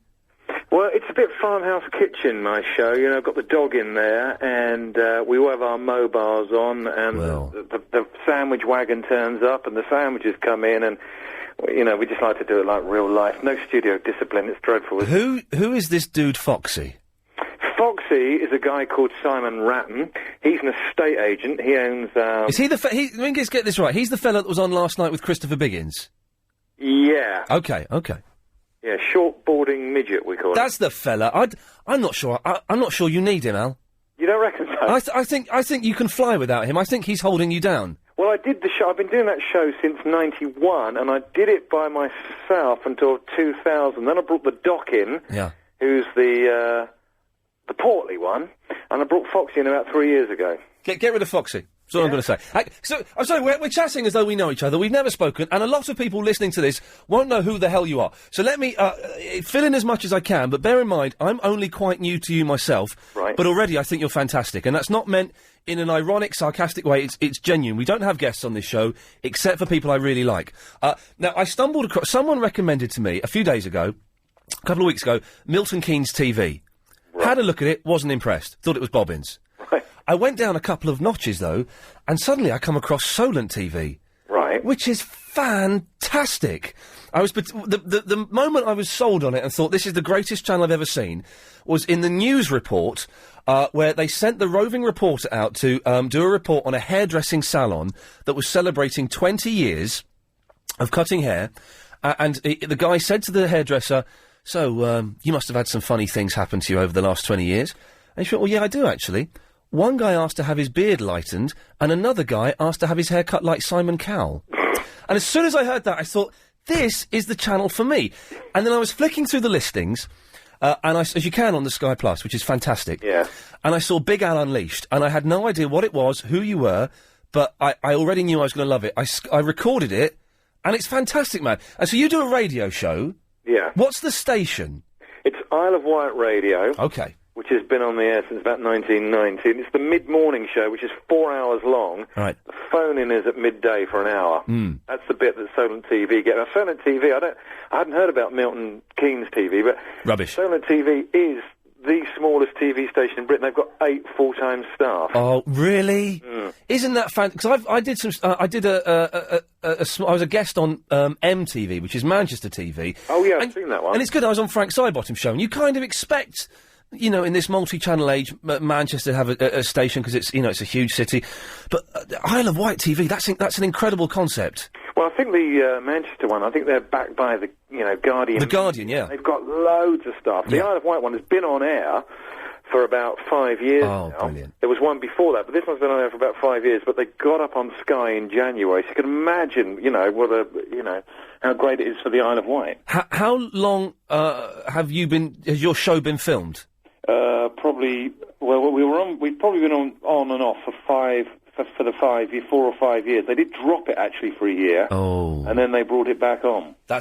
Hey, listen, I've had that axed feeling before. It's it's not pleasant, but it's fantastic. Now, the phone-in is only for an hour, and what I loved about it, because obviously this is a phone-in, and we don't play records at all. And you know, I've done record playing radio, and I got sacked from XFM twice just because I don't understand how you play records really on the radio. I don't get it. Right. Because it's a mystery to me. Where you go, well, that was such and such, and now it's Robbie Williams, and it's like, I can't do that. But I'm a big fan of speech radio and phone-in radio. I think it's great. What I loved about yours was everyone phones up and says their surname. Hello, it's Iain Lee here. Oh, hello, it's Tony Smith. And they all give their surnames. Do they? Well, they did on the couple that I've seen. I've only been watching it for a week. Right. But the couple I saw, they all give their surnames. And it seems a lot friendlier. And here, you know, doing LBC, it's still a local radio of such, but it's still kind of anonymous. It seemed a lot friendlier. Is it friendlier, or does it still get quite nasty? Oh, it can get. No, it can be very friendly and quite cosy. The thing about the Isle of Wight is, you see, it can be a very light news area. Yeah. Some days it's not, and some days it is. So sometimes it's kind of. I mean, we could fill the telephone lines with sweets you used to get in the 70s. Yes. Or the shops that used to be open when you were a kid in your local high street, but. Or ferry fares across the Solent, but sometimes we go out on a limb. You know, sometimes it's planned, sometimes it's not, but it can get nasty. Yeah, I've been arrested a couple of times. Why? Whilst doing that well, the last time was we don't have any grey squirrels on the Isle of Wight. We're one of the few areas in Britain where we have red squirrels. Oh, fantastic, because I remember red squirrels when I was a kid, and of course the grey ones came over and beat the cack out of them. Exactly. Well, one day, light news day, I thought, what the hell are we going to do? So I phoned a mate and said, could you just say that you're listening in the New Forest and, you know, you love grey squirrels? Because I knew the White Squirrel Project, their ears would prick up, you see. Yes. Well, of course, we ad-lib it. We don't rehearse any of it. None of it's prepared. Yeah. You know, I made the call in the 12 o'clock news because I couldn't think of anything funny. So he came on and he did it, and it was quite good. And then he came on about 2 weeks later, and we made it sound ridiculous. He said he had a squirrel fur hat and squirrel fur boots. I mean, anyone who loves squirrel wouldn't have all that, obviously. No. And he said, I'll tell you what I'm going to Although I bet squirrel fur gloves are very warm. Well, they probably are. Yeah. They probably are. He said, I'll tell you what I'm going to do, Alex. I'm going to come over and see you the weekend, and I'm going to bring my grey squirrels over. Right? So that set panic into the White Squirrel Project. I love it. Who called the police. Now, the police called me after I'd left the studio and just left a message, and I saw a message from but we're always getting calls about, you know, local traffic incidents and all that. Anyway, I didn't bother to call back, so they manned the car ferries with police, and they were looking for Squirrel Man. Oh, and all man. they had was a description of a man with squirrel boots and a squirrel hat and a grey Land Rover. This is superb. I got done for taken to court for wasting police time. Well, and well done. We over here, they're looking for terrorists and stuff. On the Isle of Wight, they're looking for the Squirrel Man. Exactly. Fantastic. Yes, exactly. Now, I saw, I was watching today, my research, was, now, I'm going to get this guy's name wrong. Hannam's Half Hour? Oh, yeah, Hancock's, Hannam's Half Hour, John Hannam. Who is he? He seems like a nice chap. Yeah, he is. John he used to do a local paper over here, and he does a lunchtime show on Isle of Wight Radio, and that man is the most dedicated man as far as interviews are concerned. He will travel anywhere to talk to people, and he has got, for Isle of Wight Radio and for Solent TV, some amazing guests for, you know, small stations on his show. Yeah. Now, I was watching that, and I noticed you sit very, very close. I'm guessing it's filmed in, like, his bedroom or something. No, it's in a studio where the news comes from. Right. John Hannam Meets comes from, and also a program called Extra Extra, where they get all the local councillors in to beat each other up. I love it. And everyone's squidged into a corner. I mean, it's real kind of... I mean, you know what TV's like, Ian. You've done loads of TV. You've got to have money. Yeah. And Solent TV have no money. How much does it cost? Because I'm considering setting up MHTV, Muswell Hill TV. Have you got any idea how much it costs to set up a small channel like that? Well, I don't know how much it costs to set up a small channel, but I know it costs a fortune to get onto Sky. Oh. And I don't really know... I mean, they're taking adverts, obviously. They're taking commercials. And I don't know how they've managed to do it, but there's the guy behind it, Paul Topping. It's been his dream. And I said, Paul, you know, I like you, but you're never going to do it. And last year, They told everyone they're going up on Sky, and it didn't happen. I think it was quite embarrassing for them. But this year they did it. And, you know, and the Isle of Wight now, Ian, it's quite a funky place now. We've got the Isle of Wight Festival. They've just... Of course, yeah. Going to be there, and, you know, the last 3 or 4 years, we've got a thing called the Bestival, which is done by... My sister was at Bestival last year. Well, you know all about Rob the Banker's the DJ, put that on. And what was Silent TV? Cows Week's much bigger than it was. We've got the world-famous Garlic Festival in August. It's quite a funky place to be now. How many people live on the Isle of Wight? 140,000. Is that all? Yeah. Oh, doesn't that sound good? So that doubles in the summer with the tourists. Yes. But it is a beautiful... There's no pylons, there's no high-rise flats. I like a good quite pylon. a low crime rate. It's a lovely place. If you... How do you get, for phone-in radio, because fair play, between 8 and 9, I'm kind of new to this slot. This is like maybe the third month of doing this slot. And we've rechristened 8 till 9 the dead hour, because everyone's putting the kids to bed, they're having their dinner, they're watching the soap operas, basically, so it's kind of quiet. But we still generally get phone calls. Do you ever struggle to get phone calls with that small number of people on the island? Yeah, we can do... If I do the phone-ins... if I do the phone-ins for the cosy ones, you know, Down Your Way, or... If you say... Well, you will know, because you're doing it. What's the worst record ever recorded? Everyone will phone up. Yeah. Because no one has to be intelligent. It's just a matter of opinion. Right? But if you say, look, I really want you to think about this 4x4 tax and tell me what you think, you know, it's a bit of a debate. But the more you ask people to think, the less likely you're going to cram those lines, because people, I think, are worried about making a fool of themselves, particularly when you've got two of us in there who could actually take the mickey out. Oh, well, listen, I still get phone callers, and all I do is take the mickey out of them and bully them to a certain extent. I don't think they've realised it yet. Hey, listen, man, when can I come on your show? When do you want to come on the show? I don't know, but I want to be on there. I want you to know this. I was quite worried. I was speaking to Chris, my producer, who sorted this out, and I was quite worried that you would think that we were taking the pee and that we were going, ha, ha, ha, look at that. And I'm genuinely not. I've only stumbled across Solent TV, and I love it, and I think you're brilliant. And I want you to know that that's a sincere, appreciation of what you're doing. Oh, well, thank you very much. I mean, I thought... because I know of your work. In fact, do you know what I did? I was on iTunes, and I was downloading some stuff about 6 months ago, and I'm a big fan of LBC. And I thought, oh, Ian Lee, yeah, I put that in, and then, of course, I got loads and loads and loads and loads of downloads of your show. Yes, well, once you subscribe, we ain't getting rid of you, I'm afraid. There's no escape. Yes, you're stuck with us. I've got about 5,000 tunes on my iPod, and about 2,000 of your downloads on there. So it's worked. Yeah. So when do you want to come down and do the show on a day we're on Sky TV, or do you want to do it on the phone? Well, do you know what? The phone is easier, but the thought of going to the this is going to sound really stupid. Is it easy to get to? Yeah, it's well, Waterloo to Portsmouth is less than an hour and a half, and then 6 minutes on a hovercraft. Oh, I'm all right. I'm up for it. Definitely. Yeah. And we'll do it on a day we're on TV, because see, we do 5 phone-ins a week, and we're 3 of them are televised. And the other good thing is, we never know really when Solent TV are coming in. Right. So they could come up, and it could be a real cruddy day for a phone-in. I mean, we knew Christopher Biggins was on the island, so I phoned them and said, look, this would probably be quite a good one for you. But it's a bit hit or miss. Well, listen, we'll sort it out. I'm genuine. Can I bring my idiot producer Chris with me? Yes, he can meet my gay T-boy Jesse. Fantastic. Well, it's a match made. Very quickly, Chris wants to know, do you listen to anyone else on LBC? And if so, who do you like? I listen to, well, is Carol McGiffin there? Oh, the dream that is Carol McGiffin. Yeah, she's still here. Yeah. I listened to her on Sunday morning. I got stuck on the Hammersmith flyover. Well done. On a Sunday morning. In fact, I got from Twickenham Rugby Ground to the Hammersmith flyover was chocker. And I listened to Carol McGiffin, and she nicked my job on another radio. So I was doing a nightly network show. And they sacked me for her. Cow. But I think she's good, and I like her. Listen to a bit of Paul Ross this afternoon. Oh, yeah. And I listened to you, and I listened to the Breakfast Show, because I get you on Sky. Of course. So I listen to Nick sometimes. Now, we've got to go very quickly. Is there anything? Have you got a website, or is there anything that we? Hey, this we shouldn't really be doing this in radio, saying going, oh, hey, check out this guy. He's on another radio station, but I don't care because I like you. Have you got a website or something that I can send people to? You can go to iwradio.co.uk, or you can go to solent.tv. And of course, it's channel 219, isn't it, on the Sky? 219 makes you feel fine. Oh, hang on a minute. Oh, hang on, stay there. I can do that. Hang on. Oh, Chris, what did we call it?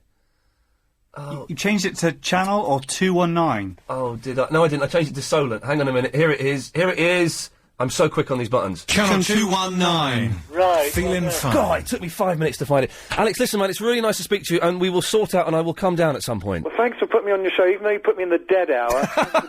Yeah, I realised as I was saying that doesn't sound like quite the great booking that you thought it was. Really nice to speak to you, man. Take care. Thank you very much. Thanks a lot. Bye-bye. What a lovely fellow. We've got to do this now.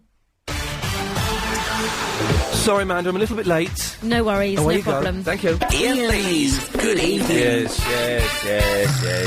What a nice bloke. And you know, I'm probably going to get in trouble now for promoting another radio station. They're on the Isle of Wight, though. We can't get in trouble for that, can we? Fantastic. What a lovely bloke there. Alex Dyke, on Solent TV. He's on now. Do you know what? I tell you what, switch this off, because this is going to be rubbish for the rest of the show. I can feel it. And go and watch Channel 219 if you've got the Sky, and you'll see what the guy looks like. Nice fella.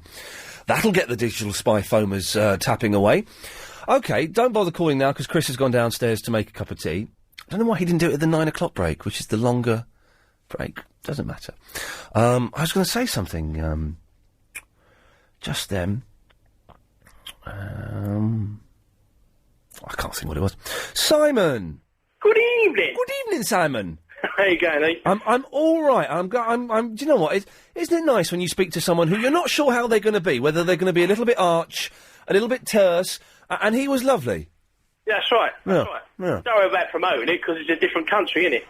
Well, it is technically a different country, isn't it? Foreign land, far, far away. Yeah. So in that case, yeah, everyone go and listen to that instead of this. They drive on the wrong side of the road and that sort of thing, you know. Well, they don't, but you know. No. Yeah. Well, there you go. Right. Yes. Trying to save your bacon, don't I was watching. I watched Dragon's Den today. I love Dragon's Den. It's the last one in the series. Always. Yeah. And there was a first in that there was something that all the dragons signed up for. Oh yeah. But what there was also they showed another invention that some guy had, and it had been on earlier in the series. And this guy's an idiot, right? And what it was, he says, you know, when you go driving abroad in France, and they drive on the wrong side of the road, so you forget what side of the road you're supposed to drive on. So I have got safety gloves. Now, what you do, when you are in England, you wear a glove on your left hand. So this is absolutely true. I don't know if he spoke like this, actually. So you drive, remember to drive on the left-hand side. When you are in France, you put a glove on your right hand, reminding you to drive on the right-hand side. They didn't invest. They didn't invest. I wonder why. Yeah, because he's an idiot, that's why. That's why. Anyway, yes, Simon, what can I do for you? Just this is what you said about the cargo ships. How much diesel does a cargo ship use per hour? Right, well, I can't tell you, obviously specifically, because it depends on how big the cargo ship is. But what I can tell you... Go on, tell me. ...is, you know the QE2? I do know it, yeah. Right, OK. Well, when she was built as a steamship, but in about 1988, they re-engined her as a diesel motor vessel. OK. Right, and the chief engineer worked out on there... Yeah. ...that she does about 9 feet to the gallon. Right. Right. Have I got to convert that now? Yeah, you do the math. What? Can you do it in litres, and can you do it per hour? Right, well, what's litres? About 4.5 litres to the gallon. Is it? Isn't it? I don't know. I think that's right. I've never converted litres to... Oh. Yeah, 4.5 litres to the gallon. Who's that Muppet in the background? We're at work. I own a bakery, and he's me a... Oh, OK, all right. Hey, I worked in the bakery once, right? Yeah, in a soup. Have you heard my stories about the bakery? Yeah, well, this is the proper one. Okay, well, I cut myself and there was blood in the dough, and the dough was the buns were coming out pink, and I thought, do you know what? I can't be bothered to do. This is absolutely true. So I can't be bothered to do anything about it. So I kept putting them back in the machine until they came out and they weren't pink. Isn't that terrible? And once I dropped because there's one machine that makes the dough, and then you take it over to the other machine that makes it into like rolls. And I was carrying it, and because it all moves, so it kind of falls between your arms, and I dropped it on the floor, and the floor was filthy. So I picked it up, and it's covered in crap underneath, like little lumps and stuff, like old... And so I thought... And I was... Do you know what I mean? I was 17 years old, I didn't care. Oh, I'll stuff it. So I just put it in the machine, and if one came out that was a bit lumpy, I put it back in until it came out smooth. And I just said to my Mum, don't buy any bread from the bakery today. It's terrible, isn't it? No, that's all machine stuff. I mean, this is all done by hand, really, like, you know, your old traditional, like your father used to make, you know. Yeah. Yeah, right, so go on. I don't know. Right, so back to the litres. So... Yeah, so, anyway, as I say, the QE2 does, she's roughly about the sort of same size as your average container ship now. She's 67,000 tonnes, right? Right, yeah, that sounds about right, yeah. Right, okay, so you're looking at 9 foot per gallon. Right, so, right. And talking, I think that was worked out about the average cruising speed of 20 knots. And don't add knots into it. Now I'm lost. What I want to know is, does it do 3,000 litres per hour? I should imagine you look at a lot more than that. Really? I would imagine so. I mean, as I say, I'm making bread. I don't do numbers, Then how do you know so much about the QE2, Baker man? Right. Well, I suppose. Well, you know what a train spotter is. Yes, I do know what a train spotter is. Yeah. Yeah. Well, I'm not as sad as one of them, but I'm fascinated by cruise ships. Right. And the whole concept of them, from how you sort of think about one bloke sort of draws a picture or a design, yeah, to another bunch of blokes who build it, and then another bunch of blokes who can take this vessel around the world. I'll tell you why I was thinking I knew these facts and figures, because today I was doing a voiceover for a show that goes out on Discovery Channel called How Do They Do It? Oh, yeah. What's that alarm? Yeah, sorry, I'm going off, sorry. Okay, it's this thing for Discovery, and one of the things, and it's kind of what was I? Was how does man walk in space? How do they do this? And how does a cargo ship get an engine the size of a house put into it? Find out how on How Do They Do. It's like that kind of stuff. Yeah. And it's about how they build the engine that's the size of a house. A house, yeah. And they build it thousands of miles away, thousands of kilometres away in Croatia. Then they have to take it all the way from Croatia to Germany. And fix it. He knows his stuff. And then they fix it, and they showed you lowering it in. And it sounds kind of dull, but it's the sort of thing that boys go, oh, I'll watch this. They're lowering an engine the size of a house into a boat. I'll watch this. It's kind of interesting. Yeah. And it was actually quite interesting. But when you sort of think like that ship has basically got to be a city away from anywhere, do you know what I mean? It's got they're building cruise ships now ridiculous, sort of 3,000 passengers on them. Hey, when the astronauts spacesuits, right? The gloves. Never worn one, but I know what you mean. No, the gloves can only be used 25 times. Is that right? And the gloves are the only thing. Everything else, the suit is made, and if you wear it, if it fits, lucky. If it doesn't fit, you're unlucky. The gloves are moulded from the astronauts' hands, and I could tell you how much they cost, but I've forgotten. I've forgotten. But it's I'll tell you, if you find millions. out, it might be worth you and me going to business and knocking up some kind of factory that makes astronauts gloves so we can be made. Okay, Baker. Gene Simmons in wealth. Baker man, I think I might hold you to that. Thank you very much for that. What a lovely fellow. Again, still don't call him because there's no sign of my producer. Lee's Good Evening. Yeah. Clive Ball's on at 10 o'clock. Is it Thursday? For a second, I thought it was Friday. Almost. Almost. So it's almost the weekend. I'm not doing much tomorrow. What are you doing in the day tomorrow, Chris? In the day? Yeah, in the day. I haven't planned it yet. Why, what are you doing? Decorators come around at 7, so I'll be awake. Then nothing. Yeah. Then at 3 o'clock, going to go and watch the next episode of Lost, and then talk about it for an hour for the podcast, and then come and do this. What a great day! Can I come? No, you can if you want. Yeah. Oh, really? You can come if you want. Yeah. Oh, wicked. But you haven't seen up to where we are. No. Oh. How many more have you got to see? You're 3 ahead. I've just seen the Jack Tattoo episode. Okay, so you got the Hurley one that's rubbish. Yeah. Then you've got 2 really good ones. Watch them tomorrow and then come with me. All right. I should have said this to you a year ago when I started doing this job. You can come and watch them with me. Sorry, man. John. Hello? Hello, John. Hello, Ian. Just listening to your programme. Quite interesting, your last fella on there about the cruise ship. Yeah, it was quite interesting. It was actually quite interesting. A lot of facts to remember. A lot of facts. I'm just wondering why I can't today, like you can on shortwave radio, since radio started, be able to tune into these overseas television programmes, so I can tune in anywhere in the world. I know there's a sort of time-lapse sort of thing, but tune in to America. And last night I was watching the American news programme where the fellow was getting a medal from the Queen, American soldier. But why can't you just tune in to these different stations today with all this satellite thing and satellite dishes? You were watching American news last night? What, on Sky? No, just on my television. I've switched on the television. What, your proper telly with a normal aerial? Yeah. And you tuned it into American TV? No. It was coming through one of the channels, and it said NBC. They put a bit of their thing on. Oh, okay. And it was a soldier getting a medal from the Queen. Oh, yeah, yes. Pinning the medal on it. So, you want to know... Well, I can't just tune in, and anywhere in the world and say, I don't know, France, Australia, so just tune in to a channel today and tune into. Well, you can if you've got a satellite dish, and you can aim it at the right. Don't tell me you can do it. Yeah, you can if you've got a satellite dish. Yeah, you need to aim it at that, but because I know what you're saying, because on radio with shortwave, you can pick up stations from around the world. And I used to listen to this weird Christian radio station called Ibra Radio in Niagara Falls. Yeah, they call it Niagara. It took me ages to look at it. It's Niagara. Yeah, we're in Niagara Falls.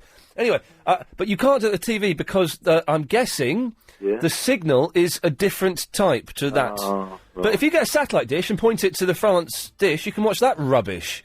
Oh, you can tune in then. You to overseas. Why don't you just get Sky and watch the biography channel? Yeah, but it's not something like tuning in. It's sort of range, not an arranged thing. Oh, you want to do it so it feels a bit more exciting. Yeah, I know exactly what you mean. Yeah, but it's a wonder in this day and age you can't. Well, but you can. Yeah. Can I just ask you a question? We'll come back to you after the news. He snuck that one in, didn't he? LBC 97.3. Iain Lee's Good Evening. Channel 219. Right. Feeling fine. So we were just talking about teddy bears then, and I'll tell you why. Because Chris has done a tea run. He's a good lad. Yeah. Sleep on a bed of dreams. They're not advertising with us now, are they? Possibly. Oh well. I need to get a new bed anyway. So, and he's made me a cup of tea. I think Helen's got a cup of tea. I've got Red Bush, Roy Bush, very nice. Acquired taste. My mum hates it. And he's got a glass of a cup of milk. And I said, "Is that hot milk or cold?" Oh, it's cold milk. Okay.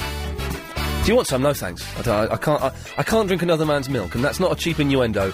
I'm not lactose intolerant, but I'm a little bit funny about milk. It's whole milk as well. I don't know. I used to be able to glug a whole pint of whole milk down. I don't drink whole milk now. I drink the green one. Yeah. I don't like the red one. It's like milky water. When I was a kid, my mum, she says that she never did this, but this is not true. This is how tough, hard times were, Chris. To save money, couldn't have a glass of milk. Be like 3/4 milk and top it up with water.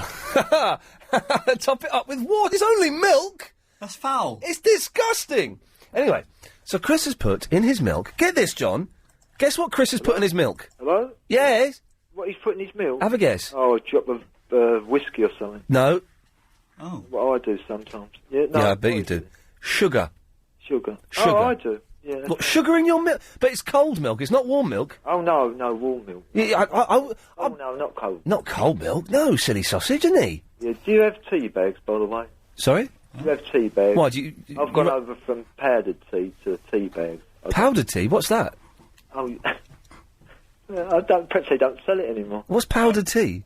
Ordinary tea. I grew up with drinking. Where you put it in a pot, a teapot. A tea what? You put it in a what? You put 3 spoonfuls in a teapot and you pour hot water on it. But now I use tea bags. Only. Chris, does this mean anything to you? You put tea in a tea... In a tea what was it, John, sorry? In a teapot. In a teapot? You've never heard of it? No. And then what do you do with it? You wait for it to draw, is the word, I think. What would it draw? You pour your cups of tea out.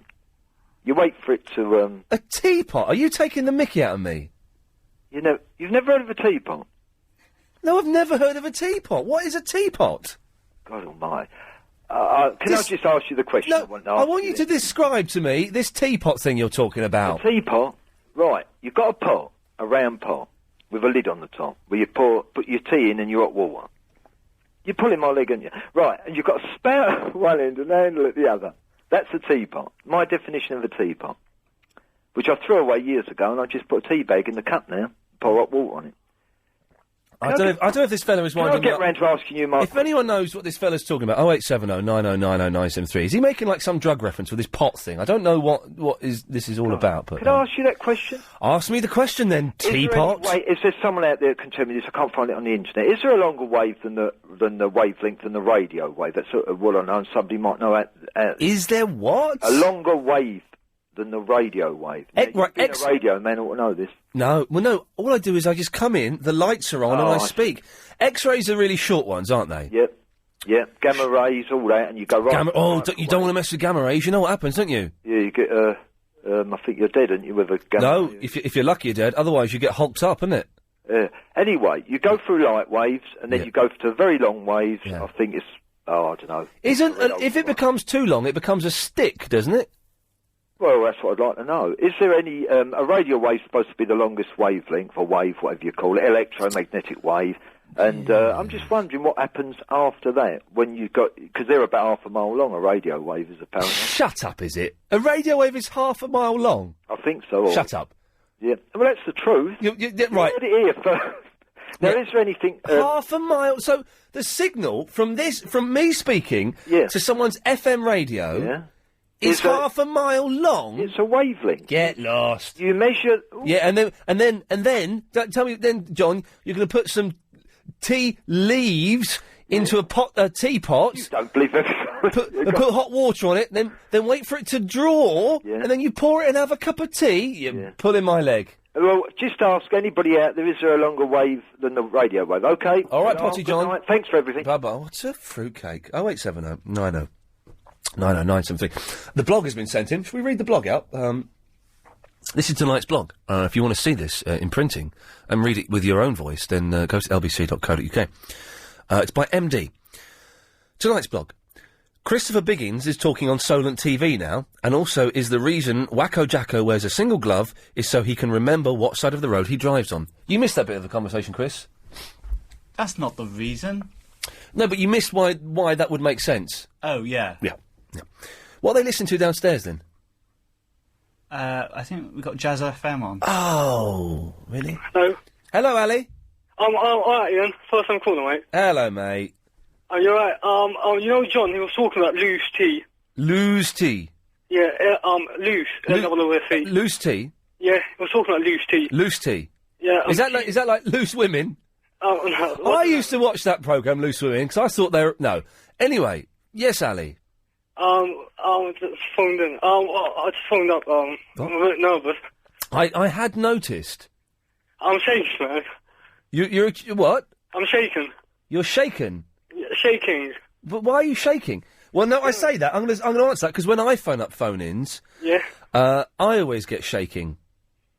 But I'm shaking. No, I'm not getting shaken. That's what I'm saying. Whenever I phone up phone-ins, when I phone up the Ghostbusters 2, when I phone up, I used to phone up Prank Clive, when I phoned up other radio stations, in recent times, I get shaking. And I get a shaking in my leg. It's absolutely true, and I feel awful. And I get just blood. I can feel the blood pumping through my left arm. I believe it's close to having a heart attack. Sure, Well, it's a hideous feeling. And the thing is, it won't feel better until we end this phone call. That's the only time you'll go, that was... I'm glad that's over. Right, let's go and have a dump. Bye. Well, no, don't go. Oh, sorry. I'm just saying that's what... Yeah, right. Anyway, Ali. Yeah, go on. No, you go on. What's your point? I love you. You're the new Yasser. Don't say that. Yeah, how's Yasser? Have you spoken to him? Don't say that. Pardon? How is Yasser? Yeah. Well, Yasser, for anyone who doesn't know who Yasser is, he's basically, he's a Muppet. And, They actually go forward in the winter and back in the summer. Don't forget that, guys. The clocks are going back this Sunday. What's happening, Yasser? They actually go forward in the winter and back in the summer. So this Sunday they're going back. Yasser has been emailing us a lot, asking for work experience. And bizarrely sending us, surveys. And by us, I mean me, Chris, Scott Solder, David Lloyd, Rob Hooker, who are LBC management. And I've been ignoring those. But Yasser is more than welcome to call in, but he refuses to now, and, we can't force him. No, hang on.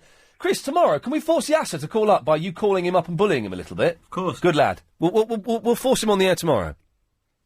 One more thing. Well, you've not said anything yet, Ali. Sorry. Lady Alex. Yes. When Nick Abbott's on, yeah, it's really funny, and I was wondering. Obviously, it's your show, but I was wondering, could he talk more instead of Chris? No, please? No. Why not? Because it's not possible. Because I know things about Lady Alex that you don't want to know. If I don't want to know, then obviously it's best not to know. It's best to keep your nose out. I need to go to the toilet. I might call you some other day. Bye. Okay, have a good one. There we go. Lovely. What a nice lad. Alex can talk as much as he wants. He's free to talk. He's in tomorrow, is he, Chris? I think so. We think so. That's the thing with Alex. We just don't know when he's going to turn up. He should be in tomorrow. And, I'm not in on Sunday. No, of course not. Nick Abbott's in on Sunday. Okay. Andrew. Hi. It's just dawned on me that for the last 2 or 3 months, I haven't been saying generally where people are calling from. No, I think that's an interesting development there in thing. Anyway, you're in Peckham. Right, what do you want? Well, for the past 2 or 3 months, I've been waiting on the phone, but... Oh, all right. 25 minutes to be precise. Okay. 24 minutes, 31 seconds to be precise. Yes. And here's the better thing about going forward... Could you do me a favour, Andrew? Yeah. Could you stop being a muppet and put your mouth near the mouthpiece so we can hear you? Only just. Why does everyone who sounds like they're talking like this? Anyway, yeah. So when astronauts are going to walk in space, right? And when they're working, the astronauts that work on the space station, the International Space Station, to get a feeling of weightlessness, obviously got the vomit comet, which is the plane where you go up and it just drops to the earth and they're weightless for 30 seconds. Yeah. But for extended periods of weightlessness, they have the full suits and they train underwater. It doesn't make you weightless, obviously, because if you go upside down, the blood still rushes to the head. But it's the closest to weightlessness you can get. Now, for every hour they're going to be walking in space, they spend 7 hours underwater. You want a combination, or Ian? No, I don't. I don't, not after watching that, because it makes me want to puke. I'd want to puke. Anyway, Andrew, what was your point? You're waffling. Yeah, anyway, I recently saw that video of you on Mastermind. Yeah, really impressive, man. Oh, where I won it? Yeah, I know. I taught them a lesson or two, didn't I? About you were brilliant. Fictional I pop group, the Monkeys. I love the expression on the guy sitting on the left of you. Well, which, that's not what I called about anyway. Sorry? That's not what I called about anyway. Okay, well, okay. Yes. Yeah, anyway, you must have heard of 300, right? 300, the film? Yeah. Yeah, I've seen a trailer for it. I can't quite work out what it is. It's about 300 Spartans. Is it a cartoon, though? No, it came from a graphic novel, but the novel's based on a true story. It's the fella that did Sin City, isn't it? It's the same style, but I think it's the same guy who drew the graphic novels, but I don't think it's the same director. Okay, right. Yeah, anyway. Yeah, can you believe Agent Chris hasn't heard of it? Agent Chris, have you heard of this film 300? No, I haven't. No, he hasn't. Although the poster is misleading because the writing is so appalling. I thought for a long time it was called Zoo. Wow. Anyway, no, shut up. Right, you're laughing at me. Right, let me get up on the internet. Poster 300 film. Right, I'll get this up and here we go. 300 the movie. Here we go. This looks like Zoo. That looks like Zoo, doesn't it, Chris? Does that look like Zoo? Yeah, it does look like Zoo. It looks like Zoo. But when I saw it, I knew it was 300. Yeah, but I didn't know that, and it looked like... Why, Andrew, why are you so upset that Chris doesn't know about this film and I thought it was called Zoo? I hate you both. Right, did he just say he hates us both? what a little... strange young lady. Travel news now with Amanda Redmond.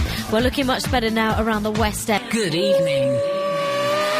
Now it's a new feature in the show where we feature dead names. First up, it's Eileen. Hello, Eileen. Hello, Ian. Hello. I'm ringing about the tea.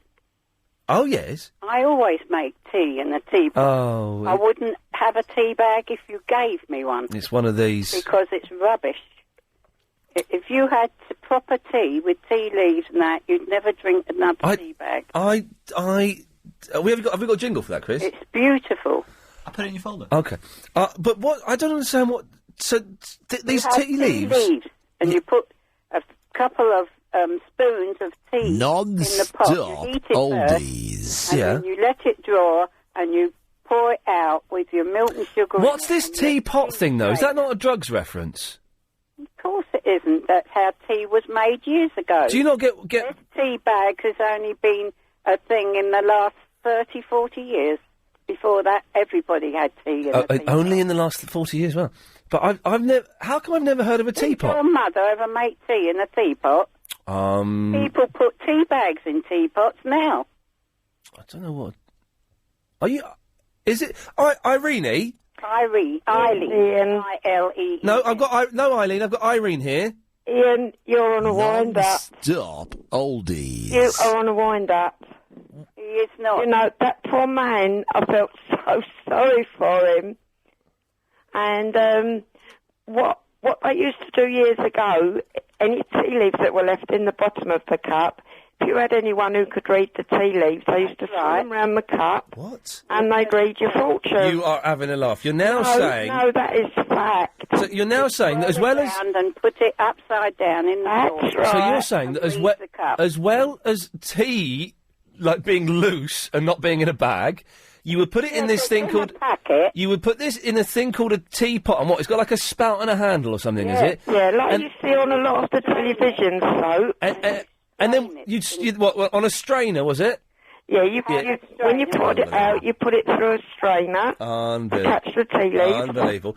And then, beautiful. Absolutely beautiful. And then they read the tea leaves. If there was a few tea leaves over, if somebody knew how to read the tea leaves, they would empty the remains of the tea out of the cup, and they'd swill it round, turn the cup upside down, put it in the saucer, because it was posh in them days, you used to have cups and saucers.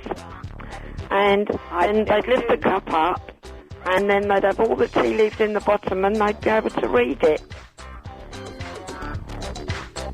You get your mum on the phone, Ian. Your mum must recall this. Get your mum. Ian, get your mum on the phone. He doesn't believe us, love. No, he's on a wind-up. He thinks we're having him on. No, he is on a wind-up, believe it or not. He's just pretended he's never heard of it. I know. Because I'm sure if his mother didn't your mum on the phone. If his mother didn't do it, his grandmother did. His mum done it. I bet she did. With his age, his mum done it. Well, I don't know what his age is, but I'm 72 and I've always I'm not quite as old as that yet, but... my mother done it before me. Yeah, that's how we were sort of brought up, but Ian's mum would have known about the tea bags.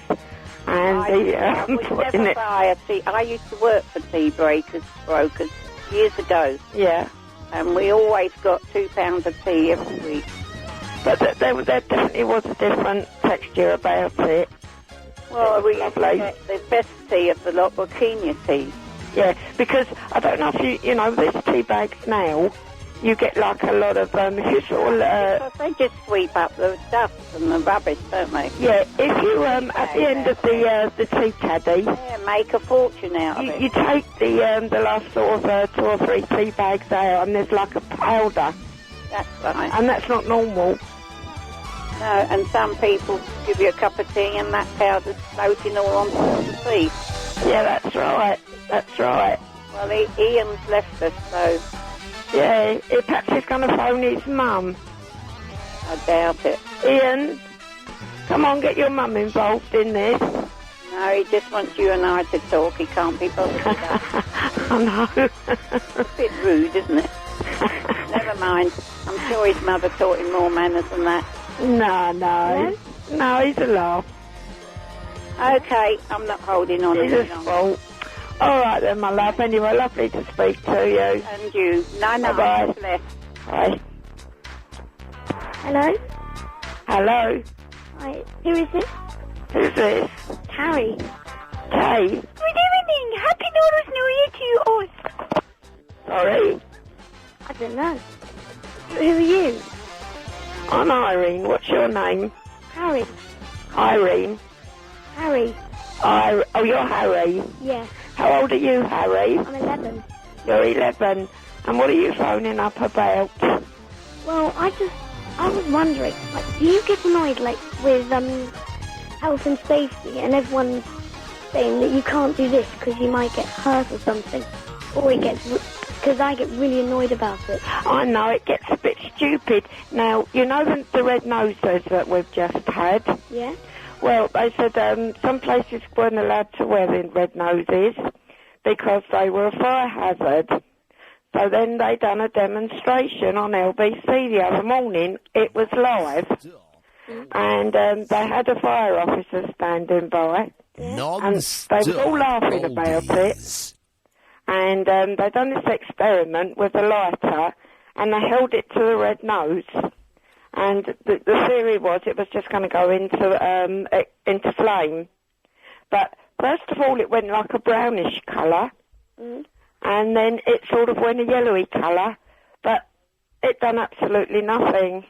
Yeah. And I think it's really spoiling everything, don't you? And you're another generation. Yeah. It's quite sad, really, isn't it? Really. Yeah. Anyway, sweetheart, look, I'm going to go now. Okay. All right, 'cause my throat's getting a bit dry. Yeah. All right, then. Bye. Bye-bye. Hello?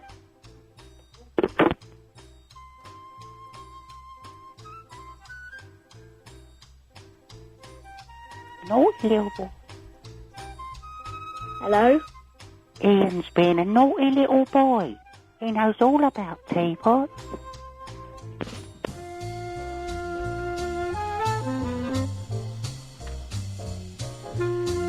Games the world.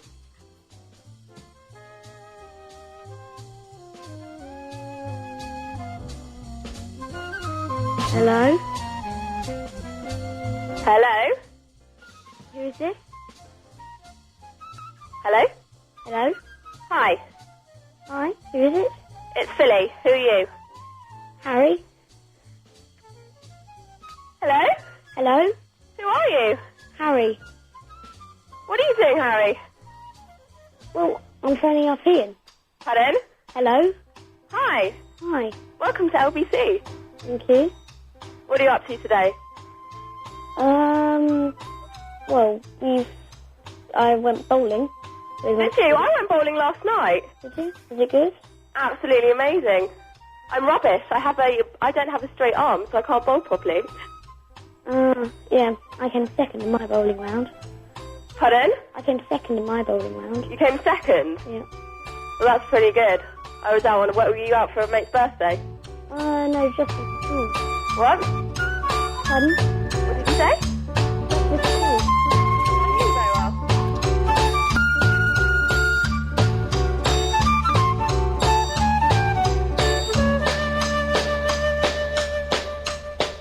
Ian Lee's Good Evening.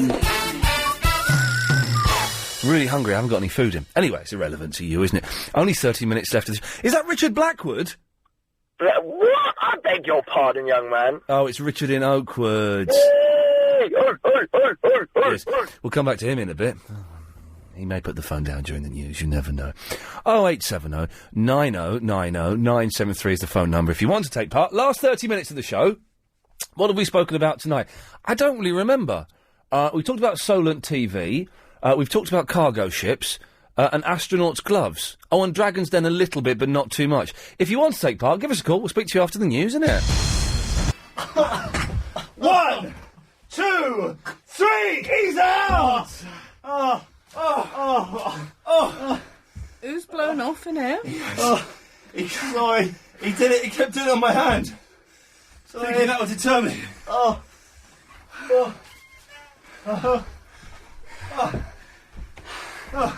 Stinks. Who's been blown off? Oh, that was me. He grunted on my hand. It's 1-1. It's one of my moves. 1-1, baby! 1-1. 1-1 only. Helen's up to open the door there because you grunted so much. You let one rip early on, yeah. A little pop on my hand. And then when I was sitting, had my knees on your shoulders. Never wrestle me when it's time for a rav attack. You're right, Richard. What's going on, man? I just had a wrestling match to Chris and I just beat him. Hang on. Like he beat you, mate. No, shut up, I beat him. The rules of wrestling are... Yeah? I got his... I had a lockdown, or a touchdown. It does stink, Helen, you're right. She's actually... All right, Helen. She's gone in disgust there. Very unprofessional wrestling whilst on there. I had his shoulders down for the count of 3. Yeah, but, Richard, I had his shoulders down yesterday for 3 seconds. So we won all. Yeah. Okay, I'm going to declare you both winners, and I say that you need a rematch later in the show. Oh, no, we're not going to do it today, but it's best of 5. Yeah. Okay. Well, I'm going to keep track of it. All right. Okay. Oh. What's going on? I don't know. Well, stop whistling. Stop. Get your breath back. Count to 10. We've lost Helen. As a direct result of our violence... The listeners can wait. We've lost a valued member of the team. That's okay. They come, they go. You're very philosophical for one so young. I know. How do you know how old I am? You got the voice of a 23-year-old. Oh, you're 1 year out. Not bad though, is it, eh? I would almost say you're psychic. Yeah, the psychics are doing a live show. That's amazing, actually. The 22nd of April. It's only £17. You really freaked me out, actually. Why are you plugging that? They asked me to. How much are they paying you? No, absolutely nothing. She's still refusing to come in. She's getting a spray. Good, as she should, mate, because what you did there is tantamount to bullying. Yes, spray the orange all over him. Not on me. No. Chris, you should be ashamed of yourself. Oh, he is disgusting. He was doing a little bit fair play, blowing off his Jeet Kune Do move, so... Anyway, Richard, what can we do for you? Just wanted to say hello, really. It's been a little while. OK, nice one, thanks. Kaiser! Hello, Ian. Hello, Kaiser. Today, Ian, because usually I just chat a load of rubbish. Yeah. So today I was going to try and discuss two very important issues. Fantastic. And the first one... Oh, I've got to... there's something I've got to ask people. And, Chris, if we get any phone calls on this, rush them through, OK? I bought a jumper, and I was wearing it today. I bought a jumper in America. It's only about 20 quid. OK, because stuff over there is really cheap. Really nice. There's a little bit sticking out, which I was a bit annoyed with. And I looked at the label. So this is a really nice jumper. I was wearing it today. First time I'd worn it. Blue jumper, not this one. And I thought, this is really smooth. Although it is the same... Hang on, it is the same cut as this. It's smoother than this. Hang on a second. Let me tell you. Hang on. This is important. From Banana Republic. Yeah. 85% silk, 15% cashmere. Right? It's only 20 quid. And I vowed never to buy another cashmere jumper again, OK? Because they're a pain to clean. But it says hand wash cold. OK, I can just about do that. Although, actually, I can't. And then it says on the label, dry flat. How the hell do you dry something flat? And I vowed... what's that, Helen? Towel. Yeah. And lay it on a windowsill or... Really? Or bit of floor. Yeah. And that'll work? And the towel will take most of the moisture. Because every time I've had a cashmere jumper, I've always ruined it in the wash. It's always... Yeah, I've hung it to dry and it's stretched or it's shrunk and it's so... Just a towel underneath it. It takes the water. Use a flat table. Table, your windowsill, But you'd want a towel underneath the between the steady, Kaiser, between the table and the jumper. Okay, well in that case, how do I hand wash properly? Because whenever I've hand washed something, it's come out feeling a little bit. Oh, I'm rubbing my fingers together and pulling a face to indicate something. But I don't know what. I think I'm super soft. It comes out a little bit greasy. Mm. And I use hand wash powder. Do you use a little bit of conditioner in it? Are you supposed to put conditioner in it? A little bit of Lenore. Bit of Lenore. Try not to get it dirty, and then you won't have to wash it. That's the thing. The thing is, I've worn this jumper every day for a week because, I took the other one off because I thought it was too fancy to wear, and because there's a little bit sticking out. And I tried to look underneath it to see if you could pull it back, and you couldn't. There's nothing there, so it's only 20 quid. But all my clothes, I haven't got any more clean clothes because there's no point in cleaning clothes because they'll just get dusty at the moment. Anyway, Kaiser, what did you call in about? Ian, can I start firstly by kissing your ass by paying you a genuine compliment? Yes. Since you come back from your holiday, I don't know what's happened to you, but your show is 3 times better than what it was before. Well done. Well done, you, Kaiser. Now, give me the sucker punch and say, but... None, because it's not really part of my LBC image to pay you compliments, so I need to say that I still despise you just a little bit. OK, good lad. We appreciate that. We appreciate the honesty. That's all right, Ian. And the second part, Ian, I've got a bit of beef with Chris. OK, well, he's a muppet. My producer agent, Chris, he's a muppet. He is a muppet, and also, about 6 months ago, I lent him my Naughty Nurses 3 DVD. Oh, yeah. And he won't give it back. When I said, where's my DVD, he goes, I'm not giving it back because my missus won't let me. And I said to you, I'm going to tell Ian. And he said, no, you're not, because I won't put you through. So I didn't tell him what I was going to talk about. Could you ask him on air, Ian, please, to return my Naughty Nurses 3 DVD? You won't get it back, and I'll tell you why, Kaiser. Because when I first met Chris over 2 years ago, I lent him White Men Can Hump. I have yet, despite countless pleas, I have yet to receive that back. So you won't get that off him, I'm afraid, Kaiser. I do apologise, but that's just the way he is. Daniel! All right, Ian. Hello, Dan. How you doing, my old mucker? Good boy, good boy. I spoke to you in ages, mate. You haven't? You know, your new show doesn't fit in with my life, man. I don't know what, I can't get used to this new time. Do I know you? Yeah, I'm a listener of old, Ian.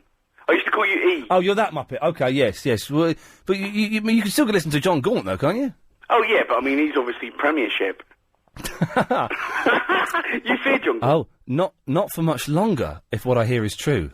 What, you think he's being kicked off the biggest... I'm not saying anything. I'm not saying anything. That's what you're saying? Someone's going to meet him and kick him in, or...? No, I'm not saying anything. All I'm saying is, maybe you won't be listening to him for much longer, if what I hear is true.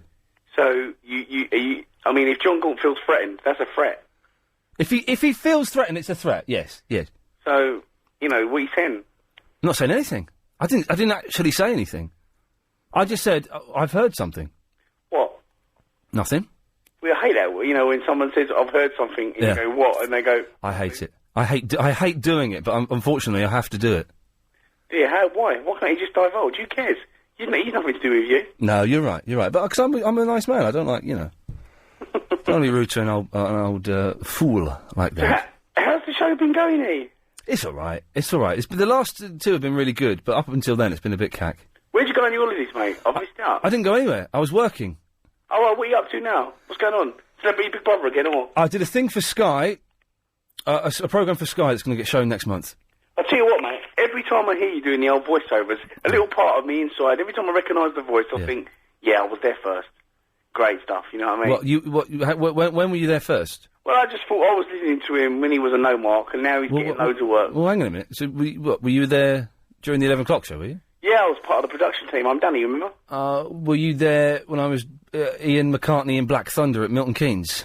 At the, was it at Milton Keynes? I thought you did it first at the other one. No, it was Milton Keynes. Oh, was it? All right, no. Okay, so you weren't there from the start. I was there from the start, and I tell you, I was there from the start, and the early days were great. But Ian, you're the talent, yeah? Yes, Danny. I'm just a fan, yeah? Well, you were always called Daniel. You were Danny, weren't you? Danny, I'm Danny, yeah. And you weren't from Crystal Palace? Yeah, that is me, yeah. But where did you used to call from? Well, Crystal Palace, Croydon, it's all the same. I mean, I'm between, you know what I mean? I'm on Spar Hill. Yeah, okay. So, take it easy, geez. All right, Danny. Spread the love, man. Okay, good lad. What? I don't know. I put him through. It's Tiger. Good evening. That is the worst good evening I've ever heard. What is going on? Yes. Once again, Tiger, we can't hear what you're saying. Can you hear me now? Yeah. Yeah, better. That's better, yeah. Oh, shall I call back? Yes? What? I can't hear you. Shall I call back? Well, why? It's going to... on a different phone? Yeah, probably. Okay, then, yes, thank you. Alan. Hello, how you doing? I'm all right. I thought it was Zoo as well. It looks like Zoo, doesn't it? It took me a long time to realise it was 300. Well, actually, it was only when I'd sort of seen the billboards and stuff, and it was only when I actually saw the trailer and it said 300, I'm like, oh, 300, not Zoo. Do you have a beard, Alan? Do you have a beard? Yeah. I've heard you phoning this show and Clive's show, and I've always imagined you with a beard, and I thought I just had to find out. Sorry, that's irrelevant to anything, but carry on. All right. It's not a big bushy beard. I'm not some tree hugger. No, I'm not saying this. Very tasteful goatee beard, cut into 2 points and twisted. Oh, you've got a twist? Do you use wax? Oh, you'd trust me, I've got a twist. Oh, thank you can't get wax very easily these days. Well, can you use just the kind of wax that you'd put in your hair? I don't know. A little bit of pomade? I don't know, they're all gels and stuff. Oh, you want fudge? I use fudge. I use spit. Oh, well, I suppose there's no harm in that. Spit and twist, you know, you just have to train it. But there's no holding power in spittle. Yeah, but it depends what you're planning to do with your beard. I mean, unless somebody happens to sit on your face, it's not going to go out of shape, is it? Just let me hold that image for one moment. It's been a long time. You don't want to, trust me. Okay, anyway, yes, Alan. No, but it really looks quite good, actually. Is it? I sort of saw a trailer for it half out of my eye when I was in the States on the telly. I caught the end of it, and it looked like it was similar to Sin City in that it looked like it was a bit cartoony. Not really. It's quite dark, though, in the same way Sin City is, because it's the same guy. It's Miller from Sin City that's actually brought it. But basically, it's sort of like a Spartan epic, whereby, oh God, what's the guy's name? They all have these dodgy names. Yeah. Dodgy names. Battle of play, by the look of it. Okay. And some guy, Gerald Butler, King Leonidas, and 300 Spartans fought to the death against the Persian army, etc., etc. Etc., etc., etc. Yeah, it's pretty good, though. I'm going to watch it tonight. What, are the pictures? Or have you had, has the young Chinese lad been round? Why are they always Chinese? I don't know. Allegedly, because they're somehow involved in slavery and stuff like that. But I don't really buy that. They always seem quite happy to be selling them in Tesco's car park. To be quite honest, they really don't seem like they've just got off a boat or anything. No, I'm genuinely keen to know more about those people. But Alan, I've got to go. Thanks for that. No worries. Let me know if you enjoy it. Yeah, I will. Okay, good lad.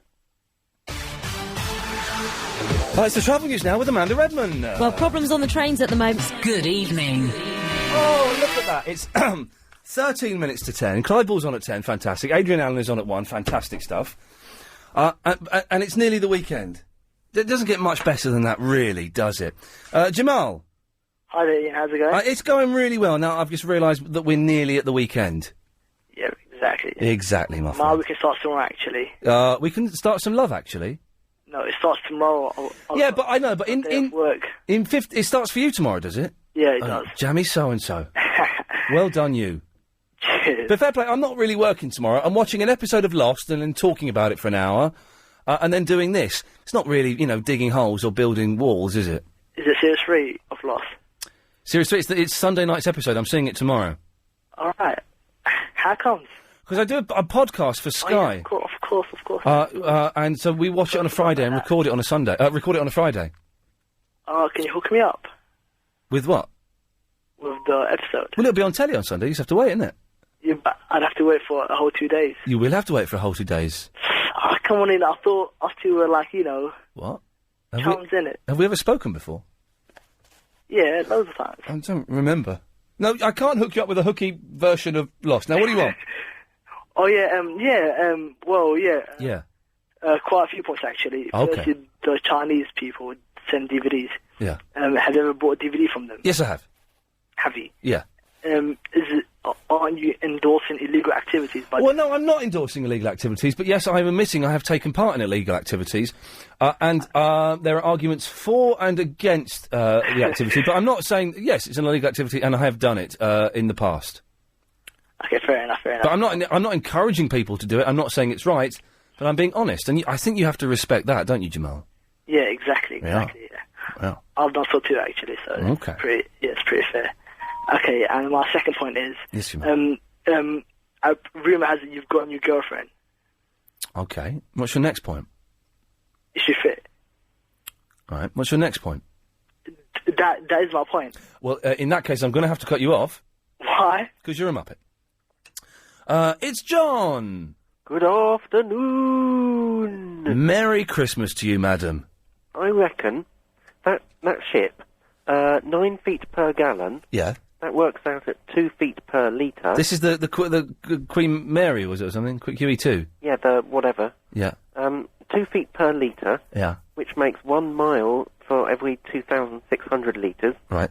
Or, more to the point, 2,600 litres per mile. Right. And if it's doing 20 miles per hour, that works out at approximately 52,000 litres per hour. Well, that's not possible, then. Well, that's what I thought. It's rather extravagant. Yeah, that's too much. I thought this cargo ship did 3,000 litres an hour. I wish it'd be about nearly 20 times as much as that, actually. Yeah, well, I don't know. Maybe it was 30,000 then. That's if your previous caller was correct in the first place. He was only a baker man. I'm not convinced by anything that dude said. Well, he said 9 feet per gallon, which sounds a bit dubious to me. Can I just interrupt? You certainly can. Caroline's called in about your jumper. OK, John, got to shut you up for a second. Yes, Caroline? Ian, if you put your jumper on a hand wash cycle in the machine, it'll be fine. You are having a laugh. A hand wash cycle? But that's not hand wash. Yeah, but it's a hand wash cycle. You got a hand wash cycle on your machine. But no. I promise you. I promise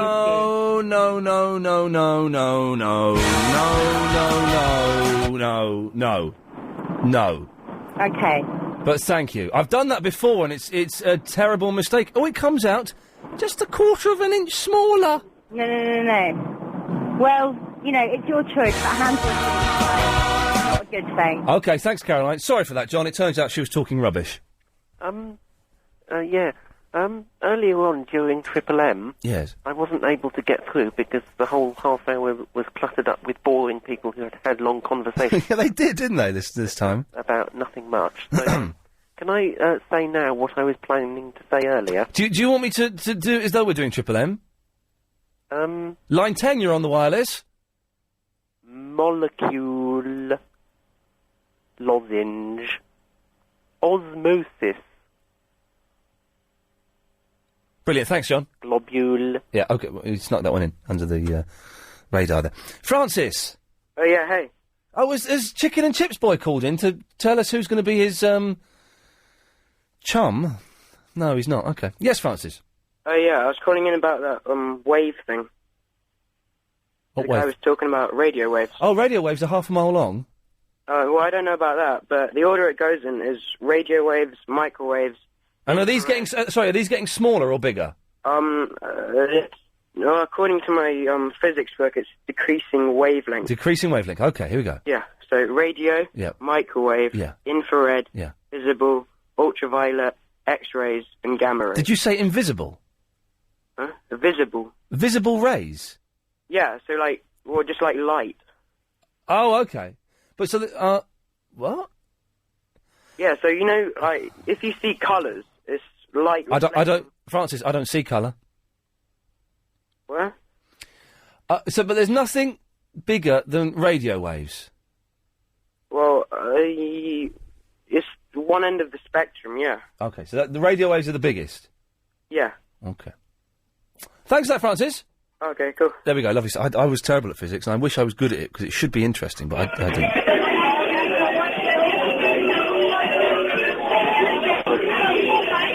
Hello? Hello? Yes, you're on the radio. Hi, Ian. Hey, who's this? Serona. Who? Serona. Derona from the Bahamas? That's right. Yeah, it's Derona, Chris, not Serona. Thank you. Yes, what? Listen, I'm at a bar now, but I emailed you earlier, and you never replied, and I was quite upset with you. I can't reply to the emails, Derona. I'm doing a radio show. Well, I kind of understand that, but a call may have been nice. Well, I can't call you up. I'm doing a radio show. Listen, I'm in Covent Garden right now. I'm at a bar, but I had emailed you because I wanted you to call up my friend who was quite drunk at the moment. Yeah, I couldn't call your drunk friend, Derona, because I'm doing a radio show. Well, what exactly can you do? Well, I can sit here, let Chris bring me tea, and then talk to the Muppets who phoned me up. That's nice. I think I want my own radio show now. It's a cushy little number. It sounds nice. Okay, what bar are you in, Derona? I'm at the Gardening Club in Covent Garden. I'll be down there by about 11:15. Are you sure? You think I'm joking? I think you are. I think I am too.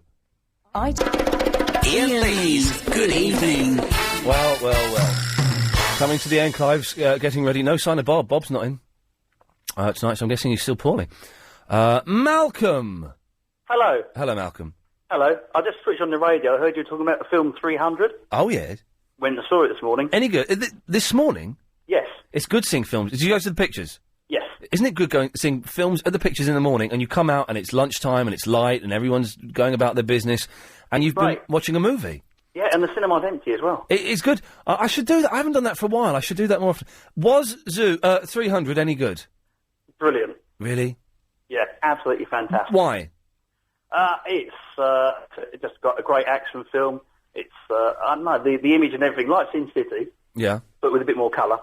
Yeah, so I didn't like the look of Sin City, though, or that, a Scanner Deeply, or whatever it was. Where they mess around with it and it looks all weird. Yeah, it's better than that. Okay. It's better than that. It is worth it, and it's loosely based on history as well. Yes, yes. Okay, Malcolm, well, listen, thanks for that. That's all right. No, I just wanted to let you know. I may check it out this weekend. Thank you very much. Moving on, because we're running out of time. It's Verinda. Yeah, where do you see yourself in 10 years' time? Well, you've been to the future, you know. Yeah, but I want to ask you. What? It'll be 2017. Yeah. I'll be... 43. 43? 43. Yeah. You've got grey hair. Yeah, okay. You're going to wear glasses. Yeah. And you're still not married yet. You ain't got children. Right. That's sad. Yeah. You see what I've done there, Vinny? What? I've tricked you into telling me what happens to me in the future. Yeah. So... what do you think of it? I think it sounds all right, actually. I've got grey hair now. I wear glasses sometimes. I'm sure that's only going to get worse. Yeah. And I haven't got kids. It sounds fantastic. Don't you want any kids? I wouldn't mind. Yeah, but you're going to have any when you're 44. Okay. Well, 43. Well, thanks for that bleak glimpse into the future, Verinda. Anyway, yeah, Oh, and there's actually a point to this stupid call, is there? you know the complaints line? Oh, yeah. What do you think of it? My one. The Vinny Appreciation Night? Yeah. Okay, we'll do it tomorrow. All right, then. But you have to call up at the start of the show. All right, then. And people can phone in and say what they really think about you. Okay. You're going to cry like a girl. If you missed the show today, it sounded a lot like this. 219, isn't it, on the Sky? 219 makes you feel fine. Channel 219. We have Pablo, the security guard from downstairs, will be coming up to talk about that a bit later on. But first of all, it's all down to you. Dark circles when Call in, tell me your things, your thoughts, your feelings. Doing the best I can. No, just the Friday and the Sunday. You're having the Friday off? Yeah. Why? Because it's Good Friday and you're a Christian. Huh? Oh, is it? Yeah. Good. What do you mean by right-hand man? He will be Chicken and Chips Boy Junior. Good evening. Good evening. The M4. I'm sad that the guy from Monkey World is dead. I'm genuinely sad. There were thousands of people there. Oh, yeah. And when they announced Dolly Parton didn't come on. Helen did. And she sang all Dolly Parton's songs. Just guess a number. It doesn't matter because I don't... What did he say? He said 1,000. 1,000. I'd say an hour. And they'd lift the cup up, and then they'd have all the tea leaves in the bottom, and they'd be able to read it. How can you say, Ian, that you've got a pot belly? You're a long streak of misery. Lovely loveliness. Why are you off then? Because you're a Christian? Yeah. Oh, really? I'm really sorry. So then they done a demonstration on LBC the other morning. It was live. Wow, I didn't realise any of that went out on the radio this evening. That's it. Thanks very much, Helen. Have a nice weekend. Clive Bull is on next, and I'll be back tomorrow at 7. Yeah, that's it. I'm off. Thanks.